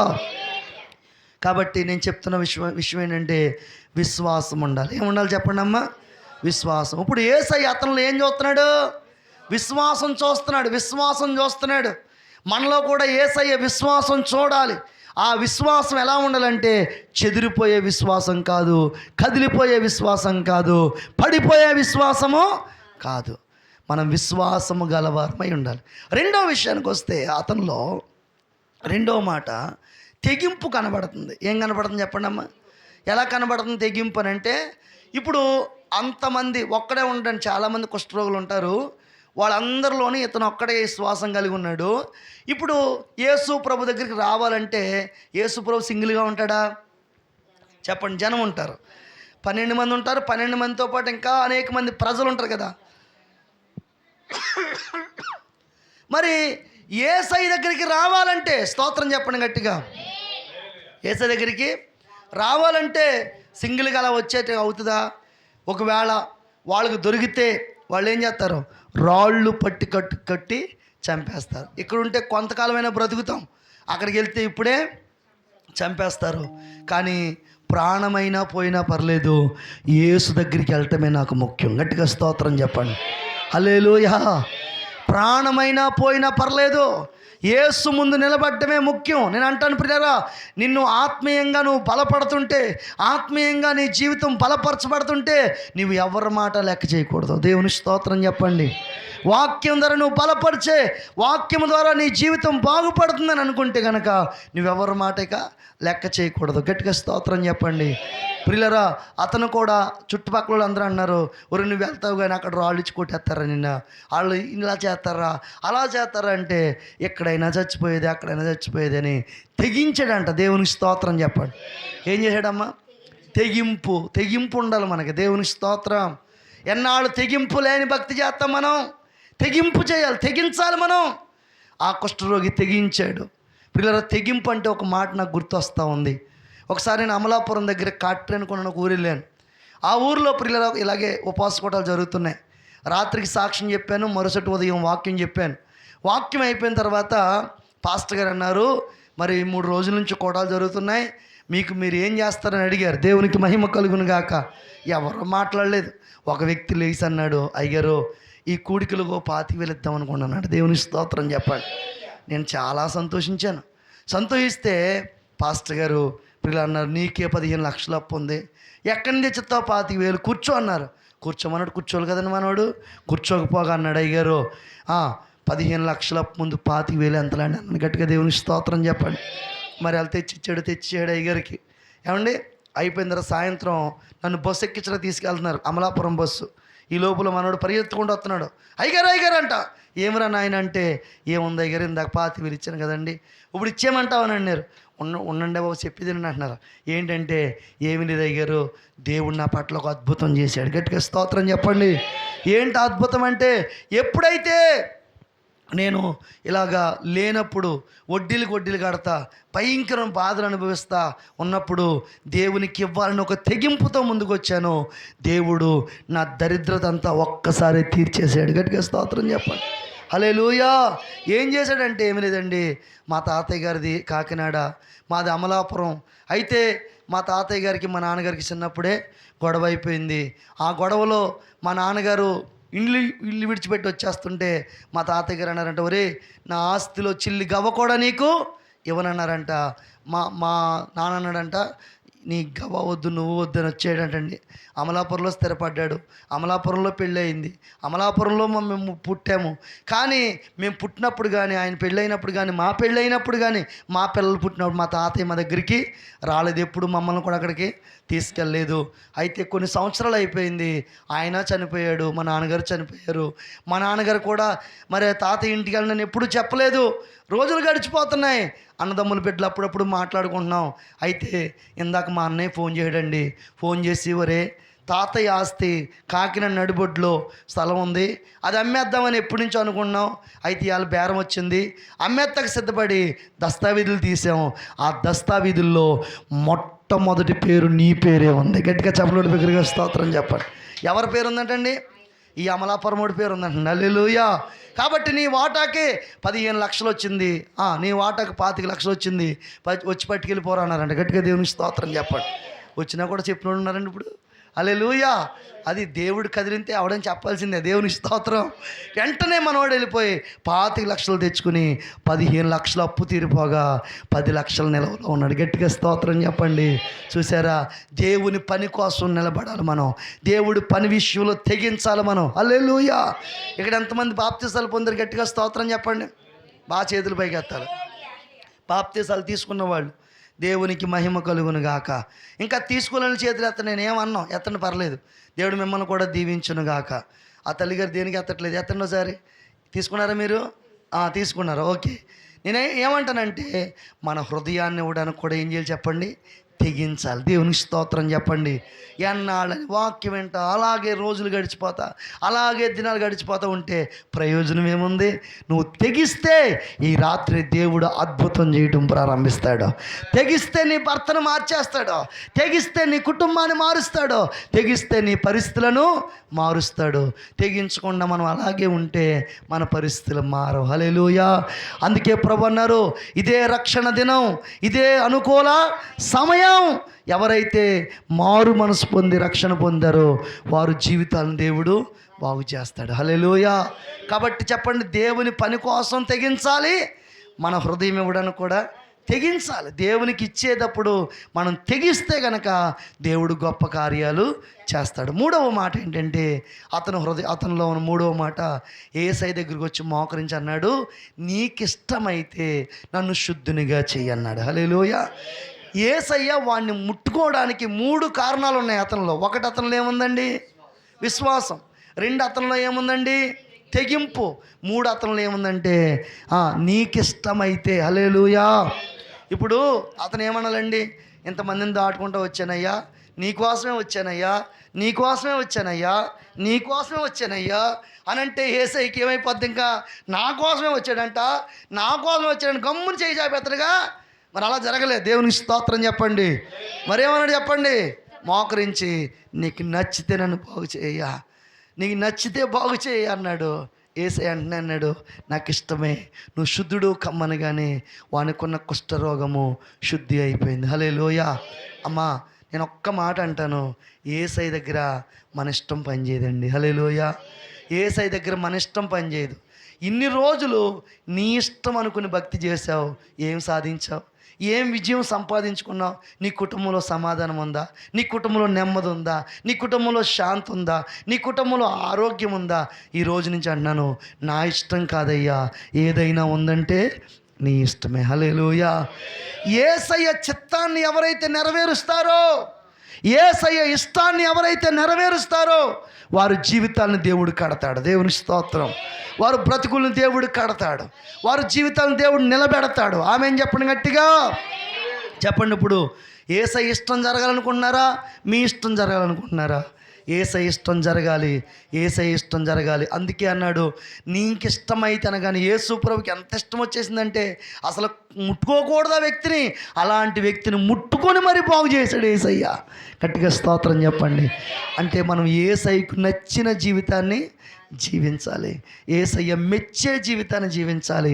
యేసయ్య కోరుకునే జీవితాన్ని జీవించాలి. ఇప్పుడు తీర్మానం చేసుకోండి, ప్రభు ఇంతకాలం నా ఇష్టం అనుకున్నాను ప్రభువా, లేకపోతే ఇంకొకరి ఇష్టం నా జీవితంలో జరిగింది ప్రభువా, కానీ ఈ రోజు నుంచి నా ఇష్టమేమీ లేదు. ఏదైనా ఉందంటే నీ ఇష్టమే, నీ ఇష్టమే, నీ ఇష్టమే. మోకరింతారు అందరూ కూడా, మోకాళ్ళ మీదకి రండి, చేతులు పైకెత్తండి. ఒక్క నిమిషం అందరూ కూడా, ప్రభువా నా ఇష్టమేమీ లేదయ్యా, ఏదైనా ఉందంటే నీ ఇష్టమే ప్రభువా. ఇదిగో ఆ వ్యక్తికి ఉన్న విశ్వాసం నాకు దయచే ప్రభువా, ఆ వ్యక్తికి ఉన్న తెగింపు నాకు దయచే ప్రభువా, ఆ వ్యక్తికి ఉన్న ఆ యొక్క ప్రభువా నీ ఇష్టాన్ని, నీ చిత్తాన్ని నెరవేర్చే జీవితము నాకు కూడా దయచే ప్రభువా. ఇదిగో ప్రియులరా, ఆ వ్యక్తి మీద చేతులుంచి బాగు చేసిన దేవుడు ఈరోజు నీ చేతులు, నీ మీద కూడా చేతులు ఉంచాలి. నిన్ను కూడా ఆయన బాగు చేయాలి, నిన్ను కూడా ఆయన స్వస్థపరచాలి, నిన్ను కూడా ఆయన బాగు చేయాలి. అలా బాగు చేయాలంటే ఆయన స్వస్థపరచాలంటే, నీకున్న వ్యాధి తొలగిపోవాలంటే, నీకున్న బాధ పోవాలంటే, నీకున్న కష్టం పోవాలంటే, నీ జీవితం బాగుపడాలంటే నా ఇష్టం అనుకుంటే కాదు. తమ్ముడు, చెల్లి, అయ్యా నోరు తెరిచి ఒక్క నిమిషం అడుగు ప్రభువుని. నా ఇష్టం అనుకున్నానయ్యా, నష్టాల పాలైపోయానయ్యా. నా ఇష్టం అనుకున్నానయ్యా, ఓడిపోయానయ్యా. నా ఇష్టం అనుకున్నానయ్యా, నష్టపోయానయ్యా. నా ఇష్టం అనుకున్నానయ్యా, నా జీవితంలో ఎన్నో బాధలు ప్రభువా, ఎన్నో కష్టాలు ప్రభువా. ఒక్కసారి ప్రభు ఈ రాత్రి కాల సమయంలో యేసయ్యా నా ఇష్టమో కాదయ్యా, ఏదైనా ఒకటే నీ ఇష్టమే. యేసయ్యా నీ ఇష్టమే చేస్తానయ్యా, నీ ఇష్ట ప్రకారంగా నడుస్తానయ్యా, నీ ఇష్ట ప్రకారంగా బ్రతుకుతానయ్యా. అయ్యా నన్ను బలపరచయ్యా, అయ్యా నన్ను బలపరచయ్యా, అయ్యా నన్ను బలపరచయ్యా, అయ్యా నన్ను దీవించయ్యా, అయ్యా నన్ను దీవించయ్యా. నాకున్న ఆకలి తీర్చయ్యా. ఓడిపోయానయ్యా, అయ్యా చాలాసార్లు జీవితంలో నేను ఎందుకు బ్రతుకుతున్నాను అర్థం కాని జీవితంలో ఉన్నాను ప్రభువా. నన్ను బలపరచయ్యా. నా ఇష్టమేమీ కాదయ్యా, ఏదైనా ఉందంటే నీ ఇష్టమే. విశ్వాసం కలగాలనే అయ్యా, తెగించే వ్యక్తిత్వం కలిగి అయ్యా, ఇదిగో నీ ఇష్టమే నెరవేర్చే వ్యక్తులను మార్చయ్యా. మార్చు నాయనా. ప్రార్థన చేసుకున్నాం.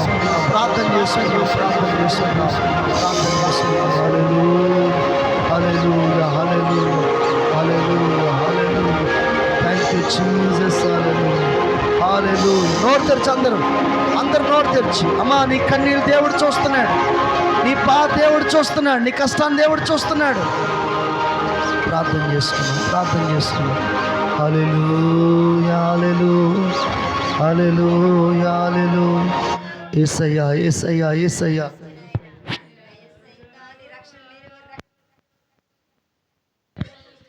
స్తోత్రం.